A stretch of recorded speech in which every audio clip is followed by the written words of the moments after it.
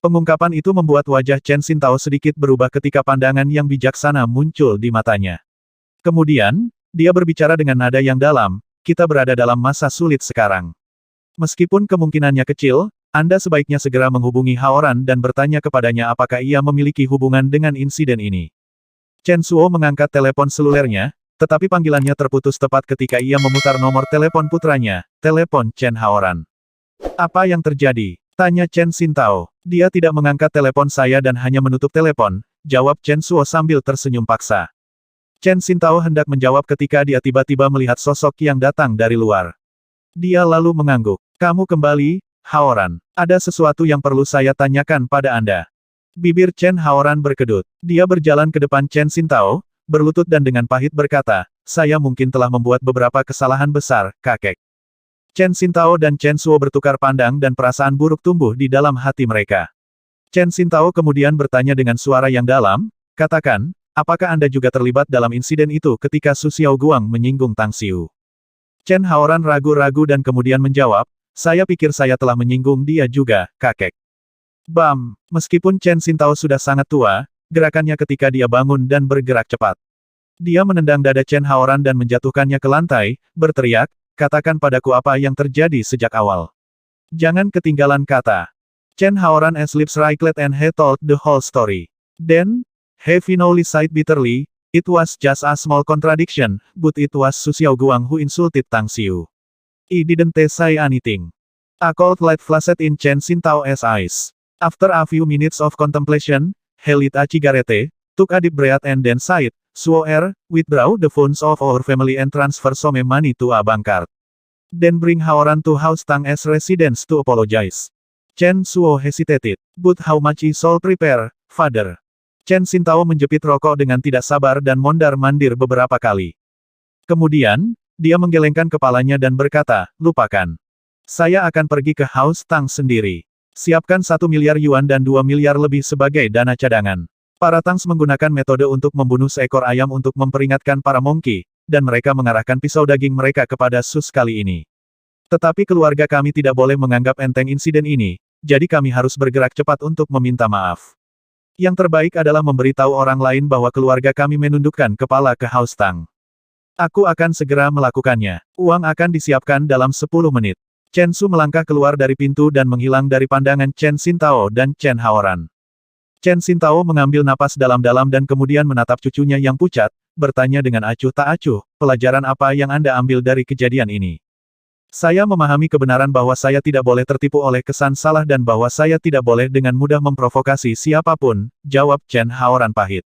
Akhirnya, ekspresi lega muncul di wajah Chen Xintao dan dia mengangguk.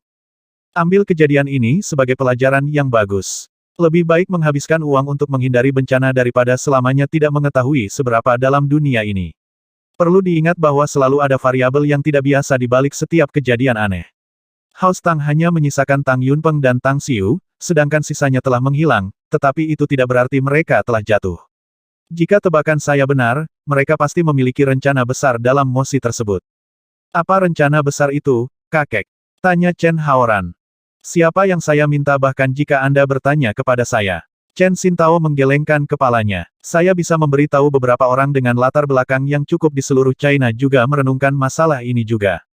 Di kediaman House Tang, Tang Yunpeng diam-diam duduk bersila di kamar dalam kultivasi. Namun, ketukan di pintu membuatnya perlahan membuka matanya dan bertanya dengan suara yang dalam, apakah ada sesuatu?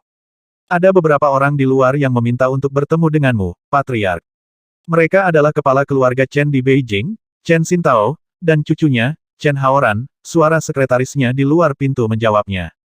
Tang Yunpeng mengerutkan alisnya dan tampak kesal. Dia hanya bisa mengabaikan tamu jika itu orang lain, tetapi Chen Xintao, bagaimanapun juga, adalah kepala keluarga kaya yang juga memiliki energi yang cukup besar di ibu kota. Karena itu, dia mengangguk dan berkata, baiklah, bawa mereka ke ruang tamu. Saya akan melihat mereka segera. Dimengerti. Sekretaris di luar ruangan menjawab. Kemudian, dia masuk, mendekati dan berkata, Patriark, saya pikir yang terbaik adalah memanggil Tang Xiu terlebih dahulu. Ini harusnya tentang insiden yang terjadi di luar yang berhubungan dengan rumah kita. Saya melihat. Setelah menjawab, Tang Yunpeng mengambil ponselnya dan menanyakannya. Ekspresi aneh melukis wajahnya yang serius setelah mendengar penjelasan Tang Xiu. Meskipun Tang Xiu tidak di depannya, dia tetap mengangkat ibu jari dan memuji.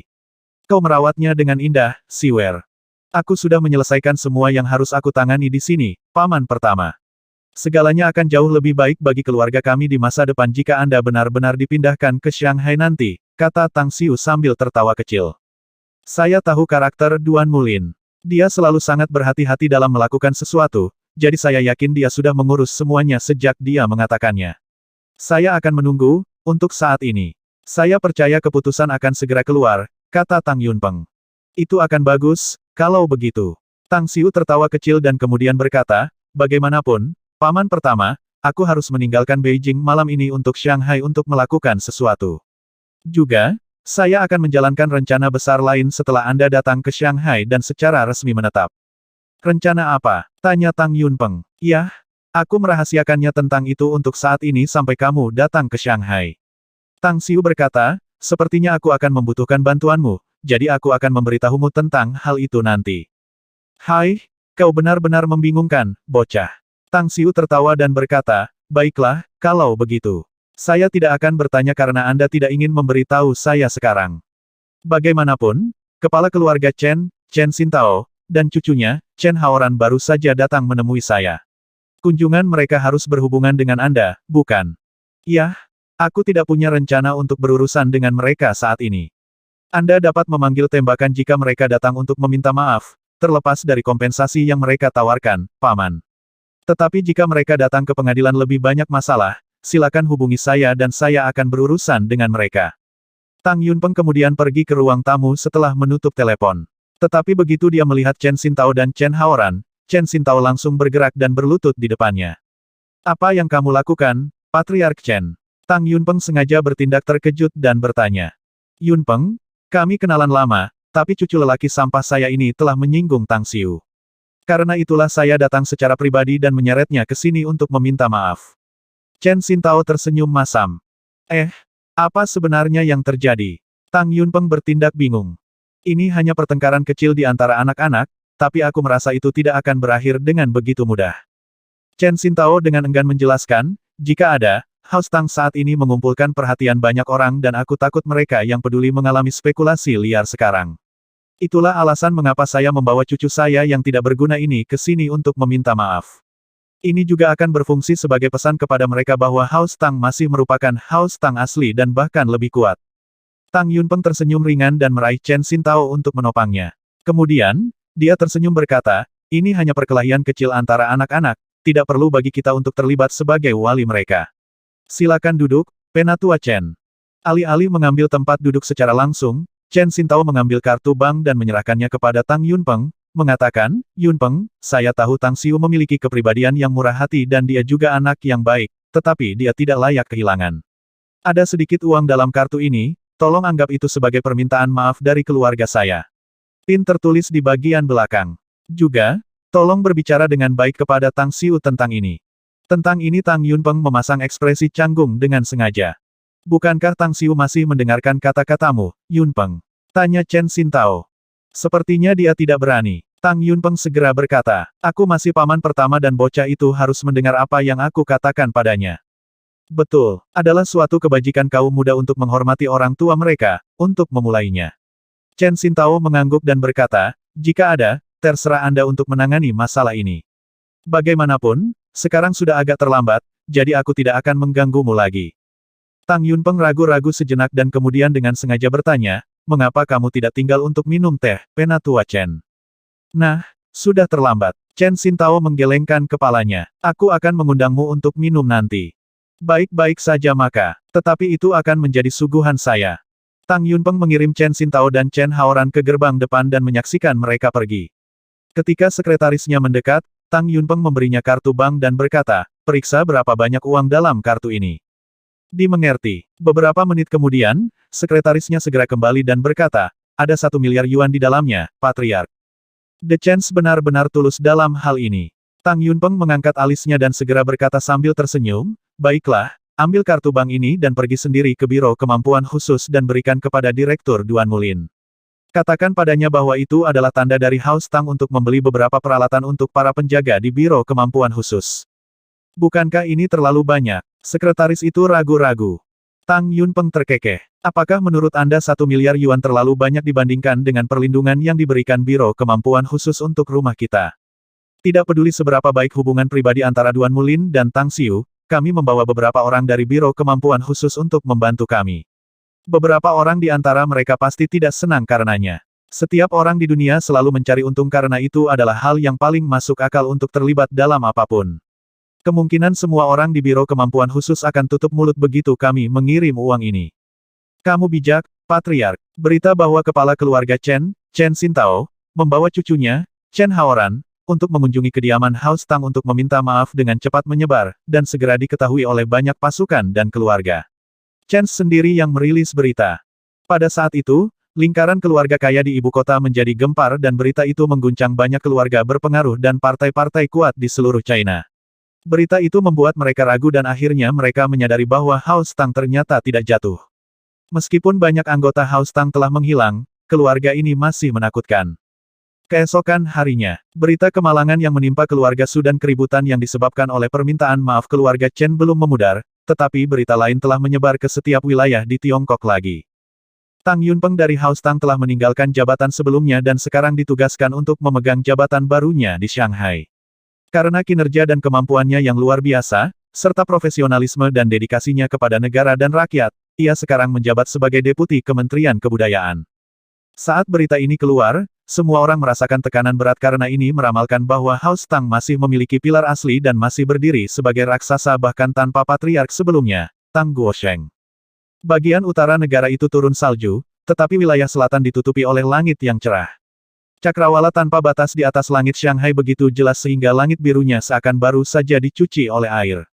Di Paradise Manor, Tang Xiu diam-diam duduk di ruangan luas 100 meter persegi sambil memegang secangkir teh panas. Dia memandang 4 orang yang duduk di depannya, Duan Mulin, Tang Yunpeng, Mo Yi, dan Kang Xia. Tang Xiu, kita semua minum 2 cangkir teh dan menunggu Anda sebentar di sini. Anda mengatakan kepada saya di telepon bahwa Anda memiliki rencana besar dalam pikiran. Apa itu sebenarnya? Jangan biarkan kami menebak-nebak di sini, kan? Duan Mulin meletakkan cangkir tehnya dengan ekspresi tak berdaya di wajahnya yang sudah tua. Aku seharusnya pergi ke kantor kota Matia untuk melapor sekarang, Siwer. Tapi saya langsung menghampiri Anda. Tang Yunpeng mengangguk dan berkata, jangan salahkan saya jika saya marah kepada Anda jika Anda tidak memiliki sesuatu yang penting. Tang Xiu meletakkan cangkir teh dan tersenyum berkata, saya ingin mengajukan pertanyaan terlebih dahulu sebelum saya sampai ke titik penting, meskipun. Apa pendapat Anda tentang standar sains dan teknologi saat ini di bumi? Duan Mulin dan Tang Yunpeng bertukar pandang, sementara Mo Yi dan Kang Xia tampak bingung. Mereka tidak tahu bagaimana menjawab pertanyaan Tang Xiu.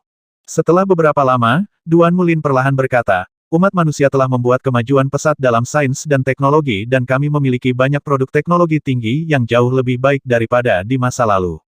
Dan bagaimana dengan perbandingannya dengan teknologi di sisa bintang 3? Tanya Tang Xiu lagi. Bagaimana bisa dibandingkan dengan itu? Duan Mulin memaksa senyum masam dan berkata, itu hanya dunia yang terpisah. Jika tingkat ilmu pengetahuan dan teknologi di bumi dapat mencapai tingkat teknologi yang ditemukan dalam sisa bintang 3, sangat mungkin bahwa kita telah berkelana keluar dari bumi menuju bintang-bintang. Itulah poin saya, kata Tang Xiu. Saya mengundang Anda semua di sini hari ini agar umat manusia dapat keluar dari bumi dan berbaris menuju bintang-bintang. Saya ingin membuat lompatan kualitatif dalam hal kekuatan sains dan teknologi yang dapat kita kontrol dalam 1 dekade. Saya berharap bahwa umat manusia dapat menjelajahi seluruh galaksi dan membentuk armada antar bintang dalam 2 dekade. Dalam 3 dekade, saya berharap umat manusia dapat mengembangkan dan memerintah seluruh Bima Sakti dan menjadikannya benteng yang tidak dapat ditembus sehingga kita dapat menyebut wilayah bintang ini sebagai milik kita. Hahaha, berhenti bercanda dengan kami, Tang Xiu. Duan Mulin menggelengkan kepalanya dan tertawa. Jika sains dan teknologi di bumi dapat mencapai tingkat ini, dan jika manusia dapat mencapai situasi seperti itu hanya. Tiba-tiba, dia melihat senyum tipis di wajah Tang Xiu dan kata-kata berikutnya tersangkut di tenggorokan ini. Berdasarkan apa yang dia ketahui tentang karakter Tang Xiu bukanlah orang yang suka berbicara hal-hal yang tidak masuk akal.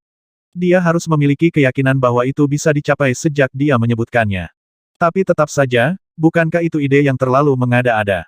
Tang Xiu menarik napas dalam-dalam dan senyumnya perlahan-lahan menghilang saat ia dengan sungguh-sungguh berkata, Senior Duanmu, Anda memiliki minat sendiri dengan tugas-tugas Anda dan saya memiliki kekhawatiran sendiri saat kami tidak berada di kapal yang sama. Itu sebabnya saya tidak pernah memberitahu Anda tentang satu hal. Tapi sekarang, aku bisa memberitahumu tentang itu. Apa itu? Ekspresi Duan Mulin berubah dan dia buru-buru bertanya. Tang Xiu berkata, apakah Anda masih ingat sisa-sisa bintang 3 yang saya jelajahi, yang terletak di perempatan Laut Selat Malaka yang bagian baratnya milik Laut Myanmar dan bagian selatannya menghubungkan Laut Cina Selatan? Panjang salurannya sekitar 1080 km, dan jalur tenggaranya menghubungkan Samudra Pasifik ke Samudra Hindia. Ini adalah sisa-sisa bintang 3 yang baru ditemukan di dasar laut. Apakah itu membunyikan bel? Ya, Duan Mulin mengangguk. Sisa bintang 3 ini dibuka untuk waktu yang terbatas dan berbagai negara telah mencoba untuk mengeksplorasi dan menggali seluruh situs untuk mendapatkan teknologi yang lebih canggih, bukan? Kata Tang Xiu. Itu benar. Duan Mulin mengangguk lagi. Orang-orang di semua negara dikatakan bingung bagaimana menangani sisa ini, tetapi saya dapat memberitahu Anda bahwa sisa bintang 3 ini sepenuhnya di bawah kendali saya, kata Tang Xiu.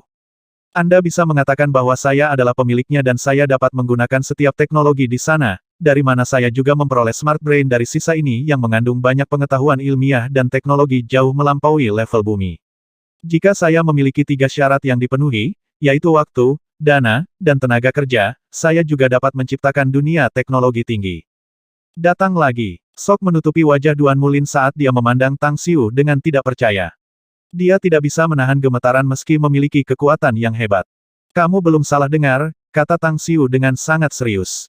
Saya memiliki kendali penuh atas sisa-sisa bintang 3 dan saya bisa masuk dan meninggalkan sisa-sisa setiap saat. Anda dapat mengatakan bahwa saya memiliki semua produk teknologi di sana dan saya bahkan dapat menggunakan semua pengetahuan ilmiah dan teknologi yang tersimpan di sana. Senior Duanmu, sejujurnya, sisa itu sebenarnya adalah kapal perang antar bintang besar dan aku bisa mengendalikannya sepenuhnya. Saya bahkan dapat mengaktifkan dan mengusirnya dari bumi ke kedalaman alam semesta. Duan Mulin menelan ludah. Dia hampir tidak bisa mengekspresikan emosinya ketika dia melihat wajah serius Tang Xiu. Itu adalah kejutan yang membawa serta perasaan yang mengerikan.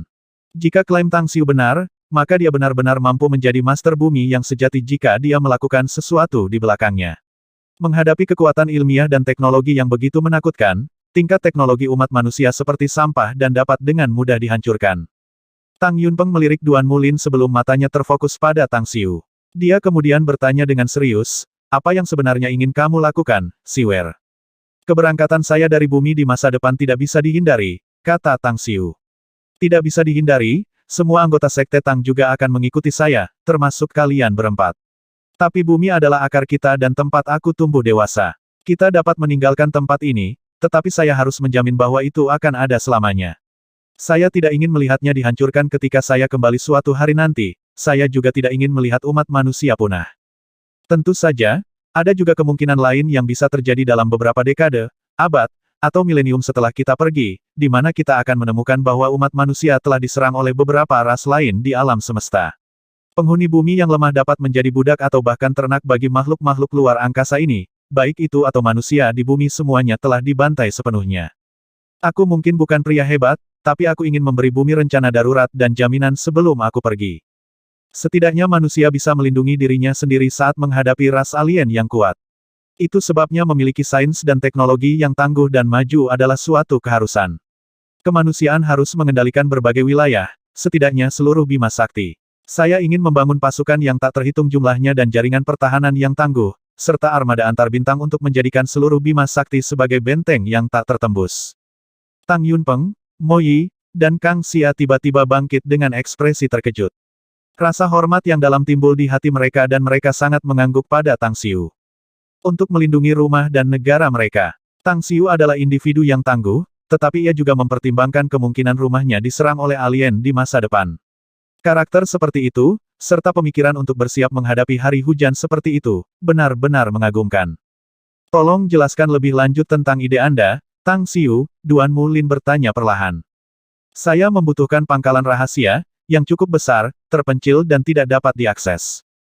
Tang Xiu berkata, langkah selanjutnya adalah menginvestasikan sumber daya finansial dan material yang sangat besar bersama dengan tenaga kerja. Dalam 2 tahun pertama, mendirikan sebuah sekolah untuk mengajari mereka pengetahuan ilmiah dan teknologi secepat mungkin. Pada saat yang sama, kita juga perlu membangun pangkalan-pangkalan rahasia untuk membuat kapal perang antar bintang dan melatih prajurit yang dibutuhkan untuk mengelola kapal-kapal ini.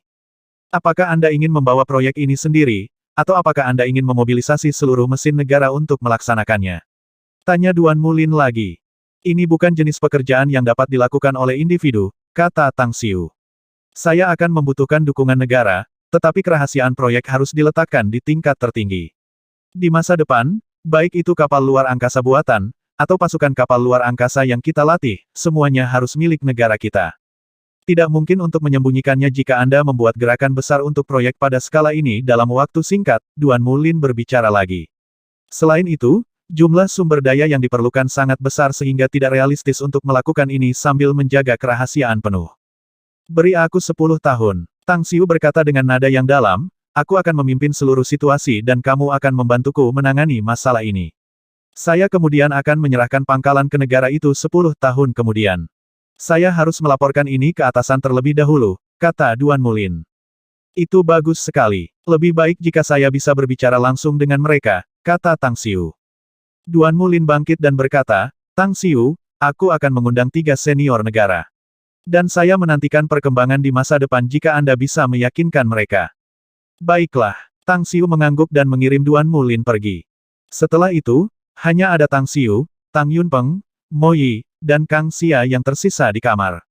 Tang Xiu memandang Tang Yunpeng dan berkata, Paman pertama, saya mengakui bahwa keputusan ini dibuat karena keegoisan saya.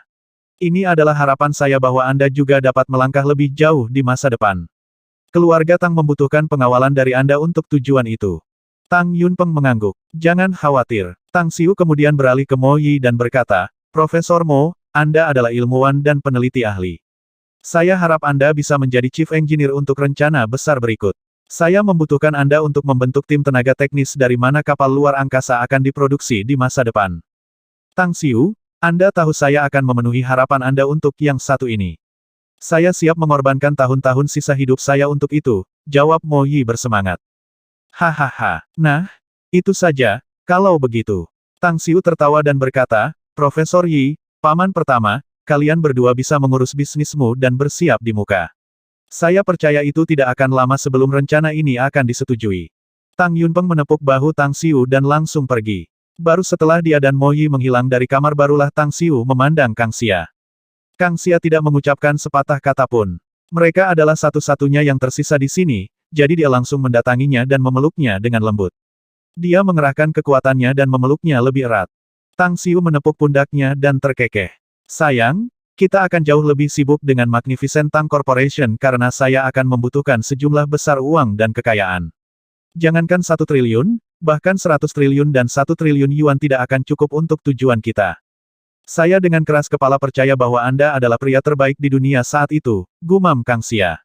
Visi saya saat itu terbukti benar sekarang. Mulai sekarang, saya akan bertanggung jawab untuk menghasilkan uang dan Anda akan bertanggung jawab untuk menangani sisa urusan.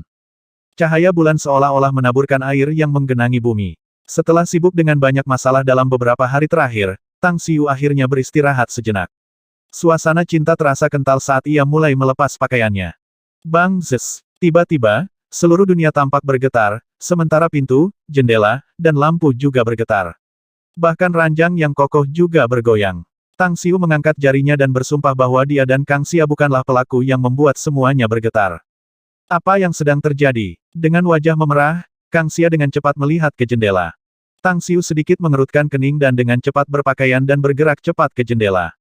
Ketika dia melihat pemandangan di luar, dia melihat bahwa banyak orang bergegas keluar dari tempat tinggal mereka sendiri di bawah cahaya redup, melihat sekeliling dan tampak bingung.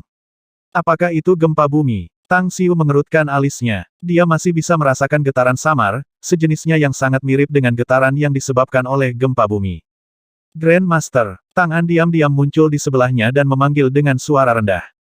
Apa yang terjadi? Apakah Anda tahu penyebab getarannya? Tanya Tang Xiu. Aku juga tidak tahu tentang itu. Tang An menggelengkan kepalanya dan berkata, getaran itu menghantam seluruh lingkungan dan bisa dirasakan oleh semua orang. Mungkinkah itu gempa biasa? Itu tidak mungkin, kalau tidak itu akan menyebabkan bencana besar. Tang Xiu menggelengkan kepalanya. Setelah mengatakan itu, dia memutar nomor sel Jinsi dan bertanya dengan nada dalam, "Di mana kamu?" "Saya saat ini di Provinsi Heilongjiang, Sekte Master," jawab Jinsi. Getaran baru saja menghantam Shanghai. "Segera hubungi agen intel di Shanghai untuk menyelidiki apa yang terjadi di sini," perintah Tang Xiu. "Maaf." Jinsi berseru dan buru-buru berkata, "Kamu bilang Shanghai juga baru saja terkena gempa. Hal yang sama terjadi di sisi saya juga, seperti gempa bumi."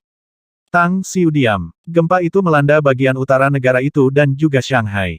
Itu memberinya perasaan buruk, karena dia khawatir getaran itu terjadi di seluruh negeri. Jika itu terjadi, maka peristiwa besar pasti akan terjadi. "Aku akan segera melakukan penyelidikan, Sekte Master." Jinsi segera memecahkan kebekuan setelah memperhatikan jeda panjang Tang Xiu. "Hubungi mereka yang bertanggung jawab atas masing-masing kota di negara ini dan tanyakan situasi di pihak mereka dan sampaikan laporan itu kepadaku secepat mungkin," kata Tang Xiu akhirnya. Hanya 5 menit berlalu ketika Jinsi membalas telepon itu. Wajahnya berubah muram setelah mendengar laporan itu karena informasi dari Jinsi mengatakan bahwa getaran itu terasa di seluruh China, tanda bahwa itu bukan peristiwa biasa dan ada kemungkinan bahaya besar menjulang di China. Ring, ring, ring. Nada dering mendesak tiba-tiba berdering dari ponselnya. Tang Xiu dengan cepat meraihnya dan sedikit terkejut setelah melihat penelepon ditampilkan di layar. Chen Shaohua. Tang Xiu merenung sebentar. Dia kemudian menekan tombol jawab dan bertanya, "Apakah ada sesuatu yang terjadi?" Suara Chen Shaohua menjawab dari telepon, "Kami punya situasi di sini, Sekte Master." "Apa itu?" tanya Tang Xiu dengan suara berat saat jantungnya turun. "Anda menugaskan saya untuk mengirim beberapa ahli untuk ditempatkan di dekat Gunung Longkuan di wilayah barat untuk menjaga dunia kantung di sana saat itu, dan saya baru saja menerima berita dari sana. Sesuatu yang besar pasti telah terjadi di dunia saku itu ketika puluhan binatang buas menakutkan terlihat bergegas keluar dari pintu masuk. Beberapa dari mereka tampaknya bergegas menuju pinggiran Gunung Longkuan dan kemungkinan akan menimbulkan ancaman besar bagi warga sipil di luar." Warna kulit Tang Xiu berubah dan dia bertanya dengan nada berat, "Apakah getarannya juga terjadi di sana?" "Ya, cukup kuat dan hampir mencapai skala 4 atau 5, jawab Chen Shaohua. Murid Tang Xiu menyusut. Dia segera menyadari bahwa sumber gempa yang terjadi di seluruh China. Itu sangat mungkin disebabkan oleh Gunung Longkuan di wilayah barat. Dengan hampir tanpa ragu-ragu, dia memerintahkan dengan suara yang dalam, "Saya langsung menuju ke sana. Hubungi semua orang di sana untuk berjaga-jaga di Longkuan Mountain dan jangan biarkan binatang buas itu meninggalkan pegunungan, jangan sampai orang biasa melihat mereka." "Dipahami. Saya akan segera memberitahu semua orang di sana. Selanjutnya, saya akan menuju ke pintu masuk dunia kantung di Gunung Longkuan dalam waktu 1 jam, jawab Chen Shaohua dengan cepat. "Hati-hati." Tang Xiu menutup telepon dan kemudian berbalik ke Kang Xia di belakangnya. Dia kemudian berbicara kepadanya dengan suara yang dalam, "Saya harus meninggalkan Shanghai. Anda tinggal di sini untuk merawat pekerjaan Anda. Juga, lebih memperhatikan proyek konstruksi markas Magnificent Tang Corp di Shanghai dan memberitahu pengembang dan tim konstruksi untuk mempercepat. Jika memungkinkan, bagilah pekerjaan menjadi 3 shift, saya ingin menyelesaikannya dalam waktu sesingkat mungkin. Kami perlu memindahkan markas dan pabrik kami ke Shanghai sepenuhnya." "Roger, saya mengerti." Kang Xia mengangguk. Tang Xiu meninggalkan Paradise Manor dan dengan cepat menghubungi Duan Mulin dan memberitahunya tentang situasinya. Kemudian, dia akhirnya berkata, "Saya tidak tahu persis apa yang terjadi di dunia saku itu, jadi saya menuju ke sana secepat mungkin. Senior Duanmu, yang terbaik adalah kamu pergi ke sana juga jika kamu bisa, dan menugaskan beberapa orang untuk memblokir seluruh Gunung Longkuan untuk memastikan bahwa tidak ada binatang buas yang pecah. Kalau tidak, itu akan membahayakan penduduk asli di sana." "Aku langsung menuju ke sana," jawab Duan Mulin. "Juga, kamu masih di Shanghai, bukan? Aku akan mengirim seseorang untuk menjemputmu dengan helikopter untuk mengantarmu ke sana secepat mungkin." "Baik," Tang Xiu menjawab dengan singkat. 4 jam kemudian, Tang Xiu dikawal oleh helikopter militer dan akhirnya tiba di dekat Gunung Longkuan setelah singgah di beberapa tempat di sepanjang jalan. Hanya Tang An yang mengikutinya kali ini, tetapi keduanya sangat kuat dan dengan cepat memasuki bagian dalam pegunungan setelah melompat dari helikopter tentara. Segera setelah itu, Tang Xiu dan Tang An menghentikan langkah mereka ketika sesosok muncul di depan mereka. Adalah Chen Shaohua yang telah tiba di sini sebelumnya. Pria itu basah kuyup dalam darah pada saat ini dan tampaknya baru saja merangkak keluar dari kolam darah. Namun, ada sepotong daging bersisik di bahunya yang seharusnya berasal dari binatang buas. "Beritahu aku situasi sekarang." Tang Xiu berlari ke arah depan Chen Shaohua dan bertanya sementara tangannya dengan cepat mengambil pil penyembuhan suci dari cincin interspatial dan memasukkannya ke mulut pria itu. Chen Shaohua dengan cepat menelan pil dan melontarkan pandangan berterima kasih pada Tang Xiu. Dia bahkan tidak menunggu obatnya diserap sepenuhnya dan dengan tergesa-gesa berkata, jumlah binatang buas yang bergegas keluar dari dunia kantung itu terus meningkat dan saya hanya membawa selusin orang ke sini. Ditambah dengan mereka yang telah ditempatkan di sini, kami hanya memiliki total 16 orang.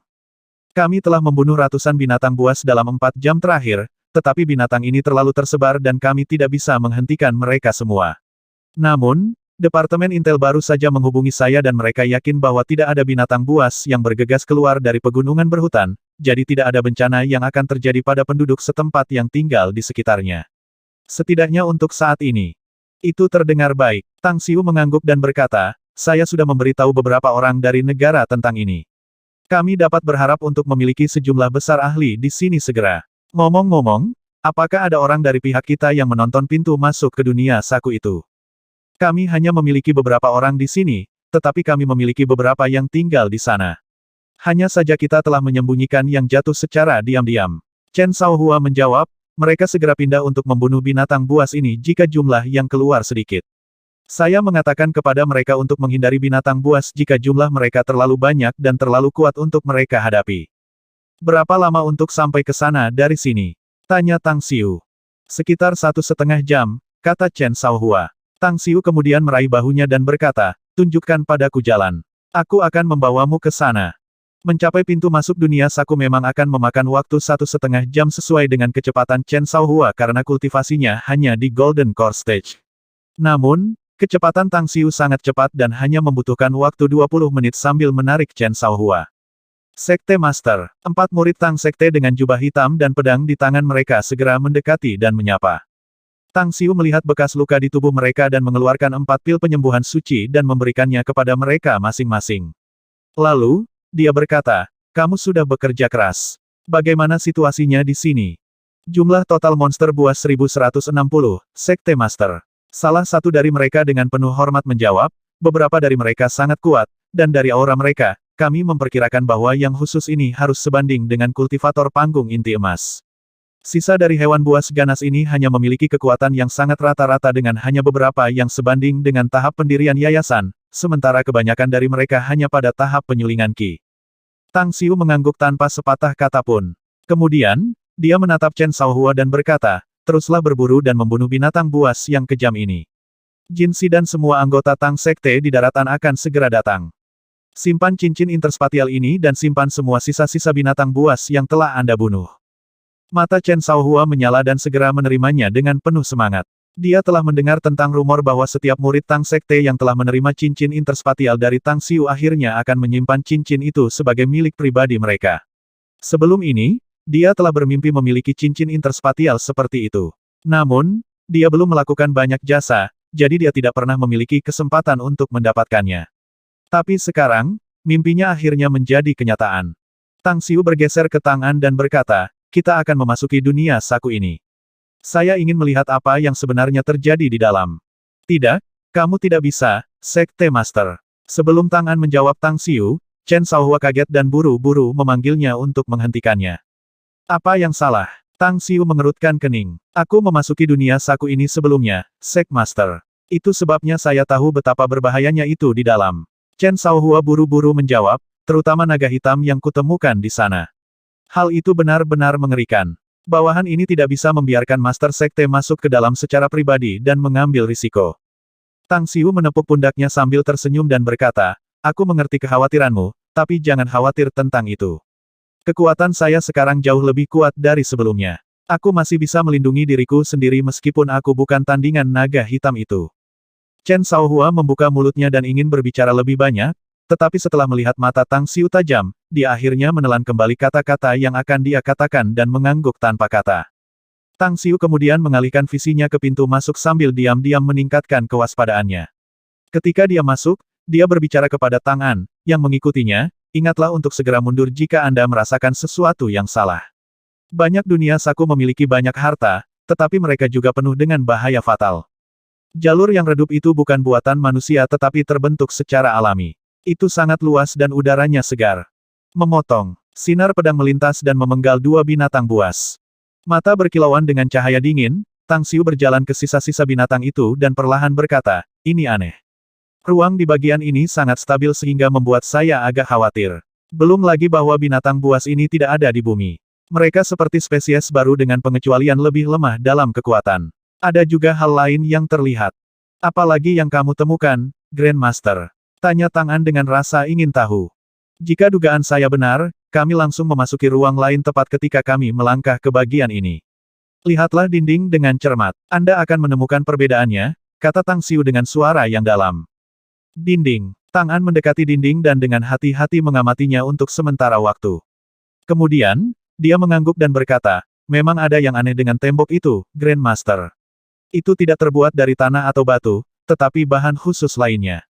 Ini sangat mirip dengan beton jika kita harus menemukan perbandingan untuk itu. Pukul tembok dengan senjata Anda, tapi ingat untuk tidak menggunakan kekuatan penuh Anda, perintah Tang Xiu. Tang An ragu-ragu sejenak, lalu dia membalikkan tangannya dan meraih belati dan dengan kuat menikam dinding di depannya. Belati miliknya adalah senjata ajaib dengan ketajaman tiada taraf yang dapat memotong besi seolah itu adalah mentega. Namun, belatinya macet setelah menembus dinding setengah inci.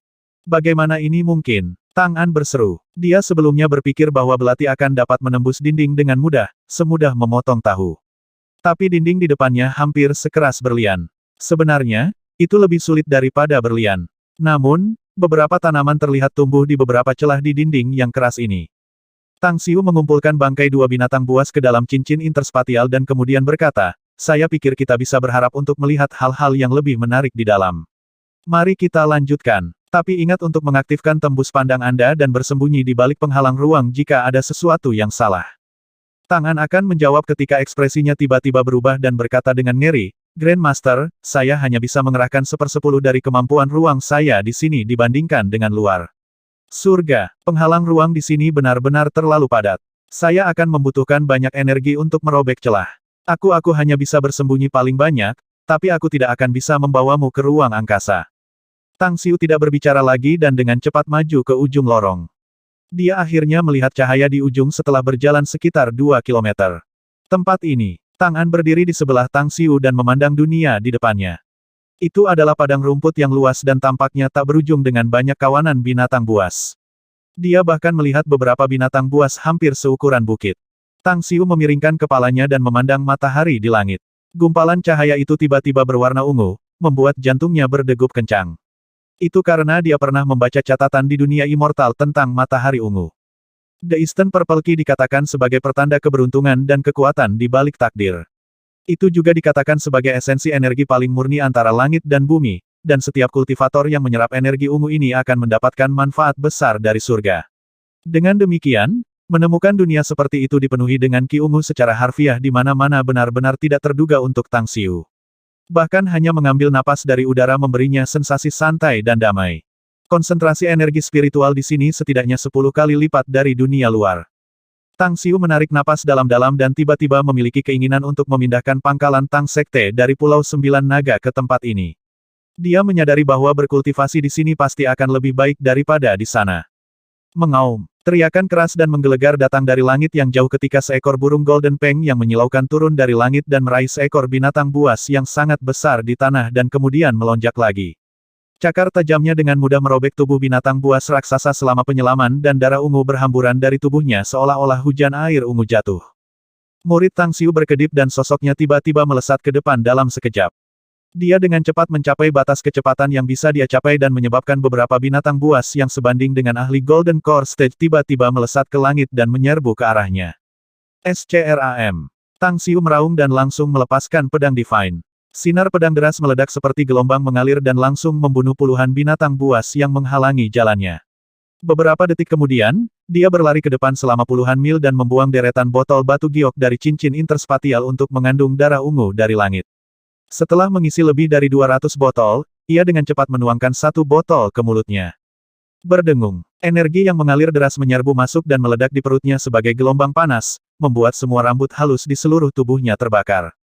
Bersihkan dan saring. Tang Xiu meraung dan langsung mengedarkan Heavenly Arts of Cosmic Genesis secara maksimal. Seiring dengan lonjakan kuat kekuatan primal chaos-nya untuk beredar di meridian tubuhnya, Ia meledak auranya, menyebabkan ribuan binatang buas di sekitarnya meraung ketakutan dan melarikan diri ke segala arah. Gelombang panas dan energi besar Qi Ungu dengan cepat mengalir melalui anggota badan dan tulangnya di seluruh tubuhnya. Tang Xiu merasa seperti telah berubah menjadi pria yang menyala-nyala. Meskipun itu membuatnya ketakutan, dia bisa merasakan bahwa alam semesta di dalam tubuhnya bergetar sementara memurnikan energi besar dari Qi Ungu dan mengubahnya menjadi energi primal chaos yang dengan cepat mengalir ke planet-planet di dalam dirinya. 1 planet, 2 planet, 10 planet, 99 planet. Seluruh 99 benda langit mulai mengembang dengan gila. Situasi yang, mengingat kecepatan kultivasi Tang Xiu, akan membutuhkan setidaknya ratusan tahun penanaman sulit untuk membuat 99 planet ini tumbuh dengan ukuran lebih dari 10 meter dengan diameter. Itu juga pada premis bahwa kecepatan kultivasinya berkembang lebih cepat dari biasanya. Tapi sekarang, 99 tubuh surgawi ini benar-benar semakin besar dalam waktu hampir sekejap. Setelah merasakan manfaat yang diberikan oleh hujan darah ungu, Tang Xiu dengan cepat menenggak 200 botol darah ungu yang tersisa dan semuanya tumbuh dengan tajam hingga diameter lebih dari 10 meter. 7 hari berlalu dan Tang Xiu tampak seperti telah berubah menjadi dewa iblis ketika dia berdiri diam di udara setinggi 100 meter sementara aura besar meluap darinya. Selama waktu ini, puluhan binatang buas yang sebanding dengan para ahli Naschen Soul Stage bisa merasakan aura Tang Xiu yang sangat besar dan semua diam-diam mundur ketakutan. Mengaum, raungan keras naga datang dari langit yang jauh. Tang Xiu, yang tenggelam dalam kultivasi, tiba-tiba terbangun oleh raungan naga ini. Kekuatanku. Saat ia kembali ke kenyataan, Tang Xiu merasakan gelombang kekuatan di tubuhnya dan rasa tidak percaya meluap di matanya. Dia tidak pernah berharap untuk menembus ke tahap kecil ke-9 tahap kecil terakhir dari Star Essence Stage. Terobosan lain dalam tahap ini berarti bahwa ia bisa langsung memasuki tahap ketiga seni surgawi dari kejadian kosmik. Tahap kecil ke-9. Tang Xiu tiba-tiba teringat bahwa dia menerobos ke tahap kecil ke-9 dari Star Heavenly Essence Stage berarti bahwa dia sekarang dapat dibandingkan dengan para ahli tahap Ascension besar. Tetapi jika dia terus maju dalam kultivasinya dan menjadi lebih kuat, dia bahkan bisa bersaing dengan para ahli di Crossing Tribulation Stage.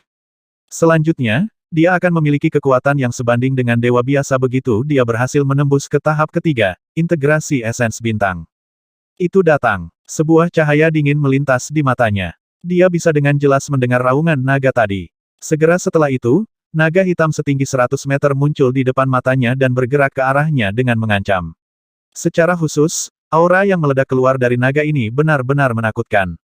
Pada saat yang sama, itu menakuti binatang buas dalam jarak 100 mil dari daerah sekitarnya dan membuat mereka melarikan diri lebih jauh ke segala arah.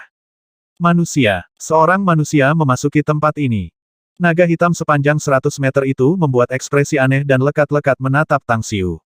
Tiba-tiba, dikatakan, kamu bukan dari dunia ini atau dari dunia luar. Jejak jiwamu aneh, dari mana kamu berasal? Kamu bisa melihat melalui tanda jiwaku. Tanya Tang Xiu dengan cemberut. Hahaha, naga hitam tertawa terbahak-bahak. Tidak hanya makhluk suci ini dapat melihat melalui jiwamu membekas, tetapi aku juga bisa melihat melalui kekuatanmu. Tapi memang aneh. Anda seorang manusia namun Anda berlatih seni kultivasi milik ras iblis. Itu menarik, benar-benar menarik. Bahkan seni kultivasi ras iblis yang Anda latih sangat luar biasa dan luar biasa, tetapi cabang yang menekankan pemarah fisik. Anak manusia, apakah Anda benar-benar ingin bunuh diri sebanyak itu? Tang Xiu menyipitkan matanya dan dengan acuh tak acuh menjawab, aku tentu saja tidak ingin mati, jadi aku sudah berkultivasi dengan cukup baik.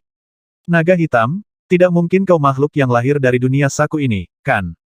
Lain, Anda tidak akan bisa berbicara dalam bahasa manusia, terutama bahasa Mandarin.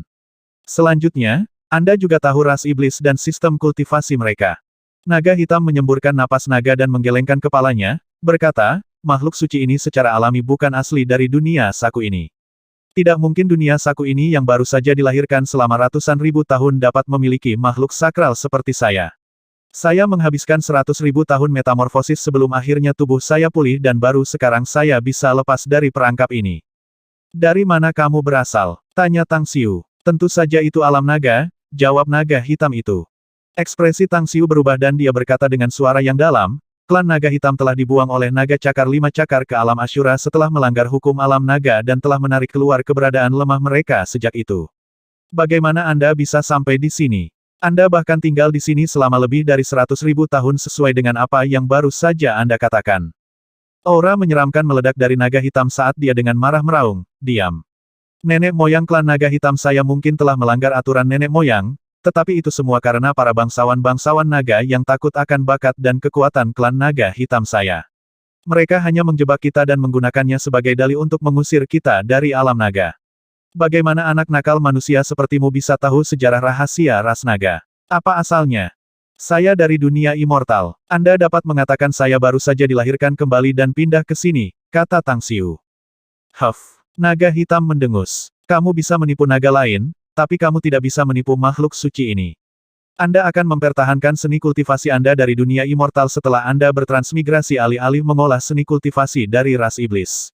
Lelucon yang sangat besar. Lupakan. Makhluk suci ini akan melarikan diri dari jebakan ini dan saya tidak ingin diganggu oleh serangga seperti Anda. Aku akan membunuhmu pertama sejak aku belum mencicipi darah manusia selama 100.000 tahun terakhir. Niat membunuh tersembunyi berkedip di mata Tang Xiu saat dia menatap naga hitam sepanjang 100 meter dan dengan sengit berkata, tidak ada perselisihan dan tidak ada apapun di antara kita, namun Anda ingin membunuh saya dan merasakan darah saya. Sepertinya apa yang diceritakan dalam legenda itu benar, klan naga hitam memang jahat di antara ras naga dan mereka layak dibantai. Naga hitam mengeluarkan naga yang keras sekali lagi dan tertawa kegilaan. Hahaha, kenapa aku harus menjadi naga yang baik hati ketika klan naga hitamku dicap jahat oleh manusia dan makhluk immortal? Hentikan omong kosong itu. Makhluk suci ini tidak akan repot untuk bertukar pertengkaran dengan serangga seperti Anda meskipun saya belum pernah berbicara dengan manusia selama ratusan milenium.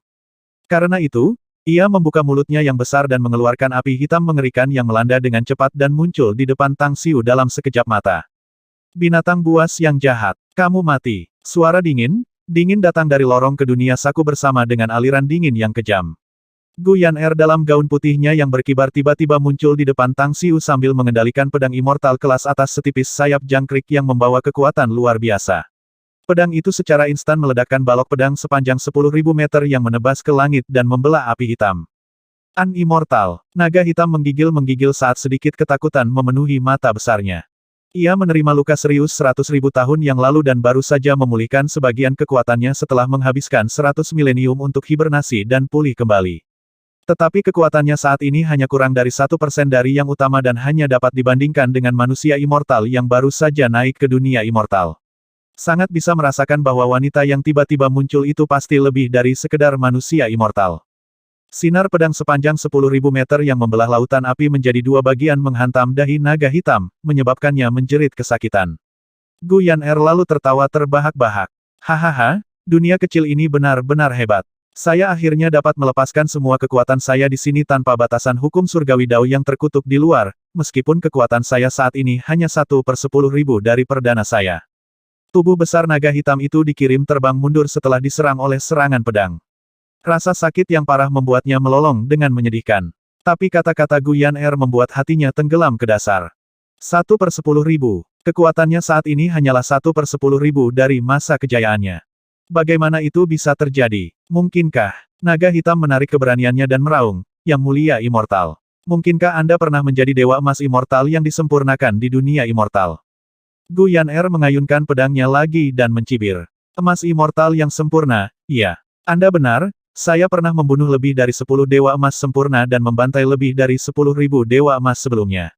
Kamu memang tidak lemah, naga hitam sepele. Mengingat jejak jiwa keimmortalan Anda harus memiliki kekuatan dewa emas sebelumnya. Sayang sekali Anda masih seperti bak di mata saya. Naga hitam itu ketakutan setengah mati dan akhirnya mengerti mengapa kemampuan sihir bawaannya tidak berguna melawan kekuatan wanita ini. Ternyata kekuatannya berada di tingkat immortal emas sempurna sebelumnya.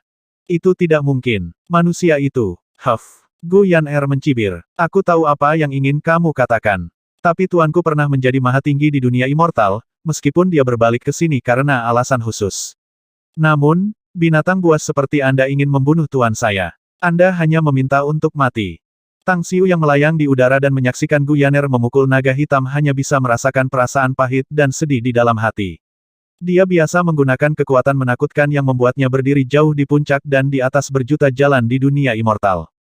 Tidak pernah terpikir olehnya saat itu bahwa bahkan naga hitam sepele akan menggertaknya suatu hari nanti. Tentu saja, meskipun dia tidak memiliki kepercayaan diri untuk melawan naga hitam ini dan menang, melarikan diri masih dalam kemampuannya. Tetapi jika dia memilih untuk melakukannya, naga hitam ini akan mengejarnya dan kemungkinan besar itu akan mendatangkan malapetaka dan mengejar malapetaka bagi umat manusia di seluruh bumi. Yan bunuh itu. Saya membutuhkan sisa-sisanya untuk kultivasi. Tang Xiu menarik napas dalam-dalam dan berkata dengan keras. Jangan khawatir, Tuan. Gu Yan terkekeh. Aku pasti akan membunuh serangga ini karena memiliki niat untuk membunuhmu. Naga hitam itu ketakutan setengah mati pada saat ini. Dia mengalami penghinaan untuk menyelamatkan kulitnya sendiri selama 100.000 tahun. Itu semua hanya untuk memulihkan bentuk dan kekuatan aslinya sehingga bisa kembali ke alam Ashura untuk membunuh semua musuhnya di masa depan. Namun, ia tidak pernah berharap bahwa itu akan menghadapi musuh yang menakutkan yang bisa menghapus keberadaannya sebelum kekuatannya pulih sepenuhnya, atau bahkan meninggalkan dunia saku ini. Seharusnya tidak berakhir seperti ini. Penyesalan memakan pikirannya karena tindakan sebelumnya. Naga itu merasa bahwa itu seharusnya tidak mengancam manusia yang tampaknya lemah ini. Kalau tidak, itu tidak akan mengganggu musuh yang menakutkan. Waktu berlalu ruang tumpang tindih. Gu Yan meneriakkan garis dingin dan gambar pedang kabur langsung terbelah menjadi dua. Riak-riak yang tumpang tindih meledak dan mengalir di udara, tetapi naga hitam itu menemukan dengan ketakutan bahwa tubuhnya tampak terperangkap dalam lumpur dan, betapapun sulitnya berjuang, tubuhnya seolah-olah diikat oleh kekuatan ruang. Memotong. Satu hal yang naga hitam merasa sangat percaya diri bukanlah kekuatannya saat ini tetapi tubuhnya yang tangguh. Namun, setelah tubuhnya terpecah menjadi dua dan gumpalan kesadaran terakhir hilang, hanya penyesalan mengisi seluruh wujudnya karena memiliki sifat gegabah dan serakah yang akhirnya menyebabkan bencana pada dirinya sendiri. Suara mendesing. Sosok Tang Xiu berkibar ke depan. Dia menyulap teknik rahasia dan melepaskan setiap benda tipe kontainer dari cincin interspatialnya, baik itu botol giok, vas porselen, dan banyak lainnya untuk mengandung darah naga yang berserakan. Segel. Tang Xiu melemparkan teknik lain untuk mengumpulkan sisa-sisa naga hitam dan menyegelnya untuk mencegah lebih banyak darahnya mengalir keluar. Melahap jiwa naga ini, Yan Tang Xiu menjentikkan jarinya setelah dia sepenuhnya mengandung semua darah naga yang tersebar ke dalam wadah dan menyimpannya. Dia dengan cepat menyegel jiwa naga yang berusaha melarikan diri dari tubuhnya dan kemudian melemparkannya ke Gu Yan Gu Yan menangkap jiwa naga dan buru-buru berkata, kamu juga harus memulihkan kekuatanmu sendiri, Master. Tolong melahap naga jiwa ini secara langsung. Anda setidaknya bisa mencapai tahap akhir Crossing Tribulation dalam waktu singkat. Anda dapat mulai bersiap untuk naik setelah Anda memperkuat kekuatan Anda saat itu. Tidak, Tang Xiu menggelengkan kepalanya dan berkata, saya sudah mendapatkan peluang luar biasa setelah datang ke dunia ini dan kekuatan saya sekarang sebanding dengan tahap Ascension besar. Memiliki terobosan lain ke tahap akhir Crossing Tribulation akan menjadi terlalu banyak. Yan yang saya butuhkan sekarang adalah untuk memperkuat fondasi saya terlebih dahulu, daripada bergegas untuk menerobos ke tingkat yang lebih tinggi. Selain itu, Anda masih memiliki cedera parah untuk dirawat dan Anda baru saja melepaskan kekuatan Anda untuk membunuh naga hitam itu. Yang terbaik bagi Anda untuk melahapnya sehingga Anda dapat menyembuhkan cedera Anda lebih baik. Lalu, aku akan menyingkirkan jiwa naga ini dan menunggumu untuk menstabilkan kultivasimu di tahap kenaikan besar terlebih dahulu sebelum kau bisa melahap jiwa naga ini nanti. Gu Yan bersikeras. Tang Xiu mengerutkan kening dan berkata, dengarkan aku dan segera telan, Yan Melihat ekspresi serius Tang Xiu, dia merasa sangat tersentuh. Dia tidak lagi ragu-ragu dan langsung menelan naga jiwa yang tersegel. Setelah mengedarkan kekuatannya sesuai dengan teknik kultivasinya, ia akhirnya menekan naga jiwa yang berjuang dan terus-menerus memperbaikinya. Akhirnya, energi dari jiwa naga diekstraksi untuk menyembuhkan luka-lukanya, memelihara fisiknya yang immortal, serta memulihkan kekuatannya lebih jauh. 2 hari kemudian, Tang Xiu dan Tang An telah menjelajahi banyak tempat di dunia saku ini, tetapi mereka tidak berhasil menemukan batasannya sama sekali. Oleh karena itu, Tang Xiu menduga bahwa dunia saku ini cukup besar dan jauh melampaui perkiraan sebelumnya. Dia juga memperoleh sejumlah besar sumber daya kultivasi dalam 2 hari ini, baik itu ramuan obat, mineral berharga, serta harta berharga lainnya. Sumber daya kultivasi di sini cukup untuk semua murid di Sekte Tang selama 100 tahun ke depan. Jika kita bisa mendapatkan semua sumber daya di dunia saku ini, saya pikir itu masih cukup untuk mendukung Tang Sek selama ribuan tahun bahkan jika itu menjadi 100 kali lebih besar dari sekarang. Tang Xiu sangat puas. Tang An juga sangat bersemangat.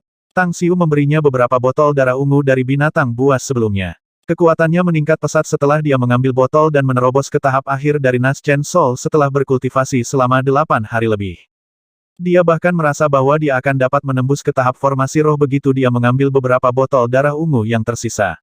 Dan mencapai tahap formasi roh adalah tujuan terbesarnya dalam beberapa dekade mendatang. Benar saja mengikuti Grandmaster akan membuat kecepatan kultivasi siapapun menjadi sangat cepat.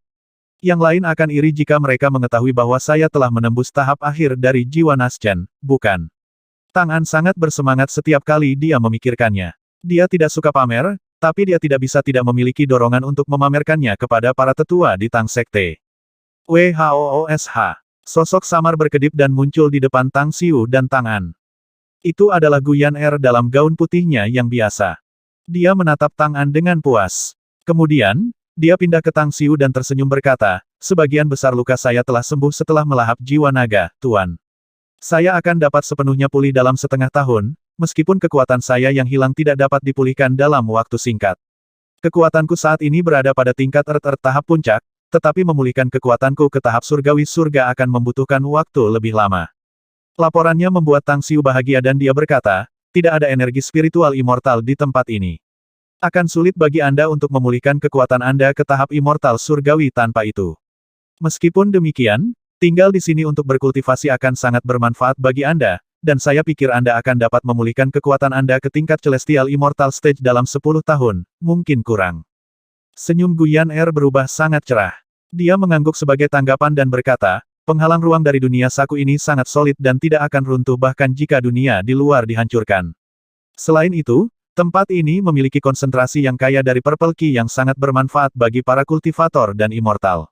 Saya yakin bahwa saya dapat mengembalikan kultivasi saya ke tingkat puncak immortal surgawi dalam 1 dekade, Guru.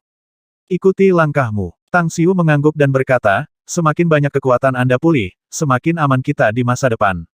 Juga, ikut aku saat aku meninggalkan dunia saku ini nanti. Saya membutuhkan Anda untuk menggunakan akal spiritual Anda untuk membantu saya menemukan sisa ukiran batu giok zodiak. Saya akan dapat mengatur susunan spasial besar yang dapat mengirim kita semua ke dunia immortal selama kita menemukan 12 set penuh ukiran zodiak giok ini. Gu Yan'er ragu-ragu. Memulihkan kekuatanku ke tingkat Celestial Immortal Stage tidak akan menjadi masalah, Master. Tapi aku akan ditekan oleh hukum Dao Surgawi begitu aku keluar. Bahkan jika aku dapat menemukan sisa pahatan batu giok zodiak dalam waktu yang sangat singkat, aku pasti akan terluka juga. Tang Xiu segera mengingat betapa kuatnya hukum surgawi Dao di bumi setelah mendengar kata-kata Gu Yan'er, jadi dia segera berkata, jika demikian, tidak perlu terburu-buru, maka Anda tetap tinggal di sini untuk berkultivasi sampai kekuatan Anda kembali ke tahap immortal surgawi karena mungkin diperlukan beberapa dekade sebelum kita meninggalkan bumi. Ngomong-ngomong, aku tidak bisa menahan perasaan bahwa dunia saku ini disiapkan untuk kita. Memiliki dunia ini dalam kepemilikan membuat saya percaya bahwa Sekte Tang kita akan 100 kali lebih kuat dalam beberapa tahun mendatang. Gu Yan'er melihat sekeliling dan mengangguk setuju. Kemudian, dia berkata, kamu benar, Tuan. Tempat ini hanya sedikit lebih buruk daripada dunia immortal. Kekuatan semua murid Tang Sekte akan melonjak dengan cepat jika mereka berlatih di sini. Ada juga hal lain yang menurut saya menarik di sini. Apa itu? Tanya Tang Xiu. Darah binatang buas yang hidup di sini sebanding dengan Immortal Ambrosia. Ini seperti ramuan ajaib. Gu Yan'er berkata, energi yang terkandung dalam darah mereka benar-benar di luar imajinasi. Tang Xiu mengangguk dengan persetujuan dan berkata, aku juga memperhatikannya. Gu Yan'er kemudian menunjuk ke beberapa titik dan berkata, juga, jika para murid Tang Sekte berlatih di sini, mereka juga dapat menggunakan tempat ini sebagai medan perang alami untuk mengasah kecakapan tempur mereka. Di sisi lain, mereka juga dapat meningkatkan kekuatan mereka dengan cepat, yang membunuh 2 burung dengan 1 batu. Ya, setelah ini, saya akan menugaskan sekelompok orang untuk ditempatkan di Pulau 9 Naga karena tempat itu masih merupakan benteng kami. Tapi saya akan membawa semua orang untuk berkultivasi di sini, jawab Tang Xiu. Kita akan meminta mereka bergiliran untuk berkultivasi di sana-sini nanti. Dunia saku ini sangat besar dan harus setidaknya 2 kali lebih besar dari wilayah China.